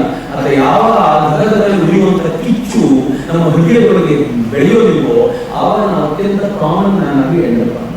ನಾನು ನಿಮ್ಗೆ ಕೇಳ್ಕೊಂಡಿರೋದು ಇಷ್ಟೇ, ಒಳಗಡೆ ದೇಶದ ಕಿಚ್ಚು ಹೆಂಗಿರ್ಬೇಕು ಅಂತಂದ್ರೆ ಈ ದೇಶವನ್ನ ಜಗತ್ತಿನ ಶ್ರೇಷ್ಠ ರಾಷ್ಟ್ರಕ್ಕಿಂತ 1 ಇಂಚು ಕಡಿಮೆ ಇರದಂತೆ ಮಾಡುವ ಗುರಿಯನ್ನ ನಾವೆಲ್ಲರೂ ಹೊಂದಲೇಬೇಕಾದಂತ ಅಗತ್ಯ ಇದೆ. ಇದ್ರೆ ಕಳೆದ 69-70 ವರ್ಷಗಳಾಯಿತು ಸ್ವಾತಂತ್ರ್ಯ ಬಂದು, ಆದ್ರೆ ಈ ಒಂದು 10-12 ವರ್ಷಗಳಲ್ಲಿ ಭಾರತ ಬೆಳೆದಿರುವ ರೀತಿ ಇದೆಲ್ಲ ಅದ್ಭುತವಾಗಿದೆ. ಎಷ್ಟು ಅದ್ಭುತವಾಗಿದೆ ಅಂತಂದ್ರೆ ನಿಮ್ಗೆ ಅರ್ಥ ಆಗುತ್ತೆ ಅನ್ನೋ ಕಾರಣಕ್ಕೋಸ್ಕರ ನಿಮ್ ಜೊತೆ ಹಂಚ್ಕೊಳ್ತೀನಿ. ನಮ್ಮ ಪಕ್ಕದಲ್ಲಿ ಒಂದು ದೈಹಿಕ ರಾಷ್ಟ್ರ ಚೈನಾ ಇತ್ತಲ್ಲ, ಈ ಚೈನಾಕ್ಕೆ ಭಾರತ ಅಂತಂದ್ರೆ ಯಾವತ್ತೂ ಆಗಲ್ಲ. ಚೈನಾ ಭಾರತವನ್ನ ಚೂರು ಚೂರು ಮಾಡಬೇಕು ಅಂತ ಯಾವಾಗಲೂ ಪ್ರಯತ್ನ ಪಡುತ್ತೆ. ನಮ್ಮ ತಲೆಯಿಂದ ಬಫರ್ ಕಂಟ್ರಿ ಟಿಬೆಟ್ ನ ಕಿತ್ಕೊಳ್ತು ಇಂಡಿಯಾ ಮಾತುಗಳಾಗಲಿಲ್ಲ ಅವತ್ತಿನ ದಿನದಲ್ಲಿ. ನಮ್ಮ ಪಕ್ಕದಲ್ಲಿರುವ ಪಾಕಿಸ್ತಾನಕ್ಕೆ ತಾನು ಕುಮ್ಮಕ್ಕು ಕೊಟ್ಟು ಪಾಕಿಸ್ತಾನಕ್ಕೆ ವಿಜಯ ಕೊಟ್ಟು ಭಾರತದಲ್ಲಿ ತಿರುಗಿಸಿರುತ್ತೆ, ನಾವು ಏನು ಮಾಡುವಂತ ನಮ್ಮ ಜೊತೆ ಇರುವಂತಹ ನೇಪಾಳದಲ್ಲಿ, ನಮ್ಮ ಮಾತು ಕೇಳುವಂತಹ ನೇಪಾಳದಲ್ಲಿ ತನಗೆ ಬೇಕಾಗಿರುವಂತಹ ಅಧ್ಯಕ್ಷರನ್ನ ಪ್ರಧಾನಿಯನ್ನು ಕೂರಿಸಿಕೊಂಡು ನಮ್ಮ ಕಿರಿಕಿರಿ ಮಾಡ್ಲಿಕ್ಕೆ ಹೇಳ್ತಾರೆ. ನಾವೇನು ಅದನ್ನು ಸುದ್ದಿಯಲ್ಲಿರಲಿಲ್ಲ. ಭೂತಾನ್ ಕಡೆ ಸೇರಿಕೊಂಡು ಅಷ್ಟೆಲ್ಲ ಕೆಳಗಡೆ ಬಂದು ಶ್ರೀಲಂಕಾದಲ್ಲಿ ಪೋರ್ಟ್ಗಳನ್ನು ಅಭಿವೃದ್ಧಿಪಡಿಸಿ ಆ ಪೋರ್ಟ್ಗಳಲ್ಲಿ ಸಬ್ಮರೀನ್ ಅನ್ನು ನಿಲ್ಲಿಸುವಂತ ಯೋಜನೆ ಚೈನಾ ಮಾಡಿತು. ಸುತ್ತಲೂ ಭಾರತವನ್ನು ಮಾಡಿ ಭಾರತ ಟೆನ್ಸ್ ಆಗಿರೋದನ್ನು ಮಾಡಬೇಕು. ಈ ದೇಶ ಹೇಗೆ ಪ್ಲಾನ್ ಮಾಡ್ಕೋಬೇಕು? ಈ ದೇಶ ನ್ಯೂಕ್ಲಿಯರ್ ಸಪ್ಲೈ ಗ್ರೂಪಿಗೆ ಸೇರಿದ್ರೆ ಇದೆಲ್ಲ ಕಂಟ್ರೋಲ್ ಆಗುತ್ತೆ ಅಂತ ನ್ಯೂಕ್ಲಿಯರ್ ಸಪ್ಲೈ ಗ್ರೂಪಿಗೆ ಸೇರಬೇಕು ಅಂತ ಜಗತ್ತಿನಲ್ಲಿ ಹೋಗಿ ಮುಂದೆ ನನ್ನ ವಾದ ಮಂಡಿಸಿತು. ಚೈನಾ ಭಾರತ ನ್ಯೂಕ್ಲಿಯರ್ ಸಪ್ಲೈ ಸೇರಲಾರದು ಅಂತ ಅಡ್ಡಗಾಲ ನಿಂತ್ಕೊಂಡು, ಆದ್ರೆ ಭಾರತ ಗೊತ್ತಿತ್ತು ಚೈನಾ ಬಿಡಲ್ಲ ಅಂತ. ಭಾರತ ಏನ್ ಮಾಡೋದು ಗೊತ್ತೇನು? Missile technology control regime join. Missile technology control regime ಏನ್ ಮಾಡುತ್ತೆ? ಆ ಮಿಸೈಲ್ ಟೆಕ್ನಾಲಜಿ ಕಂಟ್ರೋಲ್ ರೆಜಿಮ್ ಯಾವ ದೇಶಕ್ಕೆ ಮಿಸೈಲ್ ಟೆಕ್ನಾಲಜಿ ಕೊಡಬೇಕು, ಯಾವ ದೇಶಕ್ಕೆ ಮಿಸೈಲ್ ಕೊಡಬೇಕು ಅನ್ನುವಂತ ಕಂಟ್ರೋಲ್ ಮಾಡುವಂತ ಜಾಗತಿಕ ಬಾಡಿ. ಅದರಲ್ಲಿರುವಂತಹ 35 ರಾಷ್ಟ್ರ, ಅದರಲ್ಲಿ ಏಷ್ಯಾದ ರೆಪ್ರೆಸೆಂಟೇಟಿವ್ ಒಂದೇ ಒಂದು, ಮತ್ತದು ಭಾರತ ಮಾತ್ರ. ಇನ್ಯಾವುದಿಲ್ಲ. ಚೈನಾಕ್ಕೆ ಅಂದಾಜೇ ಇಲ್ಲ ಈ ಕೆಲಸ ಮಾಡಬೇಕು ಭಾರತ ಅಂತ. ಯಾಕೆಂದ್ರೆ ಚೈನಾ ಪಾಕಿಸ್ತಾನಕ್ಕೆ ಮಿಸೈಲ್ ಟೆಕ್ನಾಲಜಿನೂ ಟ್ರಾನ್ಸ್ಫರ್ ಮಾಡುತ್ತೆ, ಮಿಸೈಲ್ ಟ್ರಾನ್ಸ್ಫರ್ ಮಾಡುತ್ತೆ. ಈಗ ಚೈನಾದ ವಿರುದ್ಧ ಜಾಗತಿಕ ಮಟ್ಟದಲ್ಲಿ ವಾಯ್ಸ್ ರೇಸ್ ಮಾಡಬಲ್ಲಂತ ಒಂದೇ ಒಂದು ತಾಕತ್ತಿರುವ ರಾಷ್ಟ್ರ ಭಾರತ ಮಾತ್ರ ಅಂತ ಗೊತ್ತಾದ ಮೇಲೆ ಚೈನಾ ಎಚ್ಚರಿಕೆ ಕೇಳಿತು, ಪ್ಲೀಸ್ ನಮಗೂ MTCS ಹೆಲ್ಪ್ ಮಾಡ್ತೀರಾ? ಭಾರತ ಹೇಳಿತು, ಪ್ಲೀಸ್ ಮೊದಲು ನನ್ನ NSC ಬಿಡಿಸ್ತೀರಾ? ಭಾರತ ಆಲೋಚನೆ ಮಾಡೋ ದಿಕ್ಕು ಚೇಂಜ್ ಆಯಿತು. ಚೈನಾ ಪಾಕಿಸ್ತಾನಕ್ಕೆ ಮಿಸೈಲ್ ಕೊಟ್ಟು ನಮ್ಮ ವಿರುದ್ಧ ತಿರುಗಿ ನಿಲ್ಲಿಸಿದ್ರೆ, ಈ ದೇಶ ಚೈನಾದ ಬದ್ಧವೇಲಿ ವಿಯೆಟ್ನಾಂಗೆ ಬ್ರಹ್ಮೋಸ್ ಮಿಸೈಲ್ಗಳನ್ನು ಕೊಟ್ಟು ಆ ಬ್ರಹ್ಮೋಸ್ ಮಿಸೈಲ್ಗಳನ್ನು ಆ ಕಡೆ ತಿರುಗಿಸಿ ನಿಲ್ಲಿಸಿ, ನೀವು ಆ ಕಡೆ ಗುಂಡು ಹಾರಿಸಿ, ಆ ಕಡೆ ಮಿಸೈಲ್ ಹಾರಿಸಿ, ನಾನು ಈ ಕಡೆಯಿಂದ ನಿಮಗೆ ಮಿಸೈಲ್ ಹಾರಿಸ್ತೀವಿ ಅಂತ ಚೈನಾಕ್ಕೆ ಎಚ್ಚರಿಕೆ ಕೊಡುವ ಮಟ್ಟಿಗೆ ಭಾರತ ನಡೆದಿದೆ. ಎಂತ ಕಂಟ್ರಿ ಇದ್ದೀವಿ ನಾವು ಇವತ್ತು ಯೋಚನೆ ಮಾಡಿ. ಭಾರತ ಹೇಗಿದೆ ಅಂತಂದ್ರೆ, ಜಪಾನ್ ಜೊತೆ ರಿಲೇಷನ್ ಹೇಗಿದೆ ಅಂತಂದ್ರೆ, ಜಪಾನ್ ಇತ್ತೀಚೆಗೆ ತಾನು ಹೂಡಿಕೆ ಮಾಡುವಂತ ತಾನು ರಕ್ಷಣಾ ಇಲಾಖೆ ಕೊಟ್ಟಿರುವಂತಹ ಹಣವನ್ನು ಜಾಸ್ತಿ ಮಾಡಿ ಏನ್ ಹೇಳ್ಕೊಂಡಿದೆ ಗೊತ್ತೇನು? ಜಪಾನ್ ಹೇಳ್ಕೊಂಡಿದೆ, ಈ ಹಣದಿಂದ ನಾನು ಮಿಸೈಲ್ಗಳನ್ನು ತಯಾರು ಮಾಡ್ತೀನಿ, ಆ ಮಿಸೈಲ್ಗಳನ್ನ ಯಾವ ವಿರುದ್ಧ ಬಳಸ್ತೀನಿ ಅಂತ ಇಡೀ ಜಗತ್ತಿಗೆ ಗೊತ್ತಿದೆ ಅಂತ. ಚೈನಾ ವಿರುದ್ಧನೇ ಬಳಸುವುದು ಅಂತ ಚೈನಾಗೂ ಗೊತ್ತಿದೆ. ಚೈನಾ ನಮ್ಮ ಹತ್ರ ಇಟ್ಟಿದಂತ, ನಮ್ಮ ಗಡಿ ಹತ್ರ ಇಟ್ಟಿದಂತ ಎಲ್ಲ ಮಿಸೈಲ್ಗಳನ್ನು ತಗೊಂಡೋಗಿ ತನ್ನ ದೇಶದ ಸುತ್ತಲೂ ನಿಲ್ಲಿಸಿಕೊಳ್ಬೇಕಾದ ಪರಿಸ್ಥಿತಿ ಬಂದಿದೆ. ಇಂಡಿಯಾ ಇಸ್ ಲಿಟಲ್ ಫ್ರೀಡಮ್ ಮಾಡಿ ಎಂತ ಸ್ಥಿತಿಯಲ್ಲಿ ಇದ್ದೀವಿ. ಅದರ ದುರ್ದೈವ ಏನು ಗೊತ್ತಿರುತ್ತದೆ, ಈ ದೇಶ ಇವತ್ತಿಗೂ ಕೂಡ ತನಗೆ ಬೇಕಾಗಿರುವಂತ ಸಸ್ಟೈನಬಲ್ ಡೆವಲಪ್ ಆಗಲಿಕ್ಕೆ ಬೇಕಾಗಿರುವಂತ ಶಸ್ತ್ರಗಳನ್ನ ಡೆವಲಪ್ ಮಾಡುವಂತ ಸಾಮರ್ಥ್ಯವನ್ನು ಹೊಂದಿಲ್ಲ. ನಮ್ಗೆ ತುಂಬಾ ನೋವಾಗುತ್ತೆ. ಒಂದು ಗನ್ನ ಪಾಕಿಸ್ತಾನದ ಸೈನಿಕರ ಜೊತೆಗೆ ನಾವು ಯುದ್ಧ ಮಾಡಲಿಕ್ಕೆ ಬೇಕಾಗಿರುವಂತಹ ಗನ್ನು ಕೂಡ ನಾವು ಹೊರಗಡೆಯಿಂದ ಇಂಪೋರ್ಟ್ ಮಾಡ್ಕೊಳ್ಬೇಕಾದ ಪರಿಸ್ಥಿತಿ ಇದೆ. ಒಂದು ಮಿಸೈಲ್ ತರಬೇಕು ಅಂದ್ರೆ ಹೊರಗಡೆ ಹಾಕೋದನ್ನ ಪ್ಲೀಸ್ ಹೆಲ್ಪ್ ಮಾಡ್ತೀರಾ ಅಂತ ಕೇಳಬೇಕು. ಒಂದು ಸಬ್ಮರೀನ್ ನಿರ್ಮಾಣ ಮಾಡಬೇಕು ಅಂದ್ರೆ ಹೊರಗಡೆ ರಾಷ್ಟ್ರದಿಂದ ಹೆಲ್ಪ್ ಮಾಡ್ತೀರಾ ಅಂತ ಕೇಳಬೇಕಾದ ಸ್ಥಿತಿ ಹೇಗಿದೆ ಅಂತಂದ್ರೆ, ಪ್ರತಿ ವರ್ಷ 10 ಲಕ್ಷ ಇಂಜಿನಿಯರ್ಸ್ ಪ್ರೊಡ್ಯೂಸ್ ಆಗ್ತಾರೆ. ಅದನ್ನು ಒಬ್ಬೇ ಕೂಡ ಈ ದೇಶದ DRDOಗೆ ಬೇಕಾಗಿರುವಂತ ಅತ್ಯಂತ ಶ್ರೇಷ್ಠ ಟೆಕ್ನಾಲಜಿ ತಗೊಂಡು ನಾನು ಬರ್ತೀನಿ ಅಂತ ಆಲೋಚನೆ ಮಾಡುವ ಇಂಜಿನಿಯರ್ ಬರಲಿಲ್ಲ ಅಂತಂದ್ರೆ 10 ಲಕ್ಷ ಇಂಜಿನಿಯರ್ ಪ್ರೊಡ್ಯೂಸ್ ಮಾಡಿದ ಉಪಯೋಗ ಏನು ಅಂತ ಯಾವಾಗ ಈ ದೇಶ ಹೈ ಸ್ಪೀಡ್ ಬುಲೆಟ್ ಟ್ರೈನ್ಸ್ ಬೇಕು ಅಂತಂದ್ರೆ ಜಪಾನ್ ಮುಂದೆ, ಚೈನಾ ಮುಂದೆ ಕೈ ಮುಗಿದು ನಿಂತ್ಕೊಂಡು ಕೇಳಬೇಕಾದ ಸ್ಥಿತಿ ಇದೆಯಲ್ಲ. 10 ಲಕ್ಷ ಇಂಜಿನಿಯರ್ಸ್ ಪ್ರೊಡ್ಯೂಸ್ ಆಗ್ತಾರೆ, ಇಷ್ಟೆಲ್ಲ ಸೈಂಟಿಸ್ಟ್ ಗಳನ್ನು ಪ್ರೊಡ್ಯೂಸ್ ಮಾಡ್ತೀವಿ. ಅದನ್ನು ಒಬ್ಬನೇ ಒಂದು ಕೂಡ ಈ ದಿಕ್ಕಲ್ಲಿ ಯೋಚನೆ ಮಾಡಿಲ್ಲ ಅಂತಂದ್ರೆ ಏನಂತ ಹೇಳೋದು? ಎಲ್ಲರೂ ಅಲ್ಟಿಮೇಟ್ ಇನ್ಫೋಸಿಸ್ ಏನಾ, IBM ಏನಾ, ಎಲ್ಲರೂ ಅಲ್ಟಿಮೇಟ್ ಯಾವುದೋ IBM ಕಾರ್ಪೊರೇಷನ್ ನಾವು ಕೆಲಸ ಮಾಡ್ತಾ ಇದ್ಬಿಡೋದಿಲ್ಲ. ಯಾರಾದ್ರೂ ಒಂದಷ್ಟು ಜನರಾದ್ರೂ ಹೊರಬನ್ನಿ, ಈ ಹೊರಬರಿ ಬಂದಿರುವಂತಹ ಸ್ಟ್ರೆಂತ್ ಹೇಗಿರಬೇಕು ಅಂತಂದ್ರೆ ಮಿತ್ರರಿಗೆ ಗೊತ್ತಿರಲಿ. ನಾನು ಚಾಲೆಂಜ್ ಮಾಡಿ ಹೇಳಿದ್ರೆ, ನಿಮ್ಮಲ್ಲಿ ಅನೇಕರು ಸಾಫ್ಟ್ವೇರ್ ಇಂಜಿನಿಯರಿಂಗ್ ಕೆಲಸ ಮಾಡ್ತಾ ಮಾಡ್ತಾ ಮಾಡ್ತಾ ಒನ್ ಫೈನ್ ಡೇ ಸಾಕಪ್ಪ ಅಂತ ಅನ್ಸಿ ನೀವು ಬೇರೆ ದಿಕ್ಕಲ್ಲಿ ಡ್ರಿಫ್ಟ್ ಆಗುವಂತ ಅನೇಕರನ್ನು ನಾನು ನೋಡಿದ್ದೀನಿ. ಅದಕ್ಕೆ ನಾನು ನಿಮ್ಮ ಕಳಕಳಿಯಿಂದ ಕೇಳ್ಕೊಡ್ತೀನಿ, ನಿಮ್ಮ ಮನಸ್ಸೊಳಗೆ ಎಂಥ ಇಚ್ಛೆಯನ್ನು ಡೆವಲಪ್ ಮಾಡಿ ಅಂತಂದ್ರೆ ಆ ಇಚ್ಛೆ ಭಾರತವನ್ನ ರಾಷ್ಟ್ರದ ಜಗತ್ತಿನ ವಿಶ್ವಗುರು ಮಾಡುವುದು ನಿಲ್ಲಿಸದೇ ಇರುವಂತ ಆ ಇಚ್ಛೆ ಡೆವಲಪ್ ಮಾಡಿ ಅದಕ್ಕೋಸ್ಕರ ಕೆಲಸ ಮಾಡಲಿಕ್ಕೆ ಸಾಧ್ಯ ಆಗುತ್ತೆ ಅಂತಂದ್ರೆ ಇವತ್ತು ವಿಶ್ವೇಶ್ವರಯ್ಯನವರ ಜಯಂತಿಯನ್ನು ಆಚರಿಸಲು ಸಾಧ್ಯ ಆಗುತ್ತೆ. ನನಗೊತ್ತು ನಿಮ್ಮೊಳಗೆ ಒಂದು ಹುಚ್ಚಿದೆ, ನಿಮ್ಮೊಳಗ ಒಂದು ಹುಚ್ಚಿದೆ. ಆ ಹುಚ್ಚನ್ನ ಡೆವಲಪ್ ಮಾಡಲಿಕ್ಕೆ ಬೇಕಾಗಿರುವಂತಹ ವಾತಾವರಣವನ್ನ ನೀವು ಯಾವಾಗ ಜೋಡಿಸ್ಕೊಳ್ತಾ ಹೋಗ್ತೀರೋ ಆಗ ಭಾರತ ವಿಶ್ವಗುರು ಆಗುತ್ತೆ. ಬಹಳ ಹತ್ತಿರವನ್ನು ನೋಡಿದ್ದೀವಿ. ಎಷ್ಟು ಹತ್ರ ಬಂದಿದ್ದೀವಿ ಅಂತಂದ್ರೆ ಇವತ್ತು ಇಡೀ ಜಗತ್ತು ಭಾರತವನ್ನು ನೋಡುವ ದೃಷ್ಟಿಕೋನ ಬದಲಾಗಿದೆ. ಹಳೆ ಭಾರತ ನಾವು ಆಗಿಲ್ಲ. ಇವತ್ತು ನೀವು ಕುಣಿಯುವಂತು ನಾನು ಇಂಜಿನಿಯರಿಂಗ್ ಕಾಲೇಜ್ ಇರುವಾಗ ಇಂಥ ಬದಲಾವಣೆ ಬಂದಿದ್ರೆ ದೇವರಾಣಿಗೂ ಈ ಫೀಲ್ಡಿಗೆ ಬರ್ತಾನೆ ಇರಲಿಲ್ಲ. ನಾನು ಕೂಡ ಎಲ್ಲಾದ್ರೂ ಒಂದು ಕಡೆ ಯಾವ್ದಾದ್ರು ಒಂದು ಕಂಪನಿಯಲ್ಲಿ ಕೆಲಸ ಮಾಡ್ತಾನೋ ಯಾವ್ದಾದ್ರು ಒಂದು ಕಂಪನಿ ಕಟ್ಕೊಂಡು ನನ್ನ ಪಾಡಿ ನಾನು ಇದು ಬಿಡ್ತಿದ್ದೆ. ಆದ್ರೆ ಆವತ್ತು ನನಗೆ ಅನಿಸಿತ್ತು ಭಾರತಕ್ಕೋಸ್ಕರ ಏನಾದ್ರು ಮಾಡಬೇಕು ಅಂತ. ಇವತ್ತು ನೀವು ಎಂತ ಪುಣ್ಯವಂತು ಅಂದ್ರೆ ಇಡೀ ಜಗತ್ತು ನೀವು ಭಾರತೀಯರು ಅಂತ ಕೇಳಿದ ತಕ್ಷಣ ನತಮಸ್ತಕವಾಗುವಂತ ವಾತಾವರಣ ಇದೆ. ಜೂನ್ 21ನೇ ತಾರೀಕು ಇಡೀ ಜಗತ್ತು ಯೋಗ ಡೇ ಅಂತ ಆಚರಣೆ ಮಾಡುತ್ತದೆ, ಇಂಟರ್ನ್ಯಾಷನಲ್ ಯೋಗ ಡೇ. ಹಂಗೆ ಇಂಟರ್ನ್ಯಾಷನಲ್ ಯೋಗ ಡೇ ಅಂತ ಆಚರಣೆ ಮಾಡಬೇಕಾದ್ರೆ ಜಗತ್ತು ಜೂನ್ 21ಕ್ಕೆ ಪಾಕಿಸ್ತಾನ ನೆನಪಿಸ್ಕೊಳ್ಳಲ್ಲ, ಬಾಂಗ್ಲಾದೇಶ ನೆನಪಿಸ್ಕೊಳ್ಳಲ್ಲ, ರಷ್ಯಾ, ಜರ್ಮನಿ, ಜಪಾನ್ಗಳನ್ನು ನೆನಪಿಸ್ಕೊಳ್ಳಲ್ಲ. ಭಾರತ ಇಂಟರ್ನ್ಯಾಷನಲ್ ಯೋಗ ಡೇ ಅಂದಾಗೆಲ್ಲ ಭಾರತ ಕಡೆ ತಿರುಗಿಸಿ ಜಗತ್ತು ಒಂದು ನಮಸ್ಕಾರ ಮಾಡುವಂತ ವಾತಾವರಣ ನಿರ್ಮಾಣ ಆಗಿಲ್ಲ. ಇದು ಭಾರತದ ಬೆಳೆಸಬೇಕೆಂದ್ರೆ ಇವತ್ತು ಇಡೀ ಭಾರತ ಕುರಿತಂತೆ ಜಗತ್ತು ಮಾತನಾಡುವ ರೀತಿ, ಭಾರತ ಹೇಳುವ ಒಂದು ಮಾತಿಗೆ ಮೊನ್ನೆ G20 ಸಮಿಟ್ ನಡೀತು. ಇದೆಲ್ಲ ಗಮನಿಸಬೇಕು, ಇದನ್ನು ಓದಬೇಕು ಅನ್ನೋ ಕಾರಣಕ್ಕೋಸ್ಕರ ಹೇಳ್ತೀನಿ. ಈ ಸಮಿಟ್ ನಲ್ಲಿ ದೇಶ ಹೊರತು ಚೈನಾ ಏನೇನು ಹೇಳಿದೋ, ಐ ರಿಪೀಟ್, ಚೈನಾ ಏನೇನು ಆಗಬೇಕು ಅಂತ ಹೇಳಿದೋ ಈ ದೇಶ ಅದು ನ್ಯೂಸ್.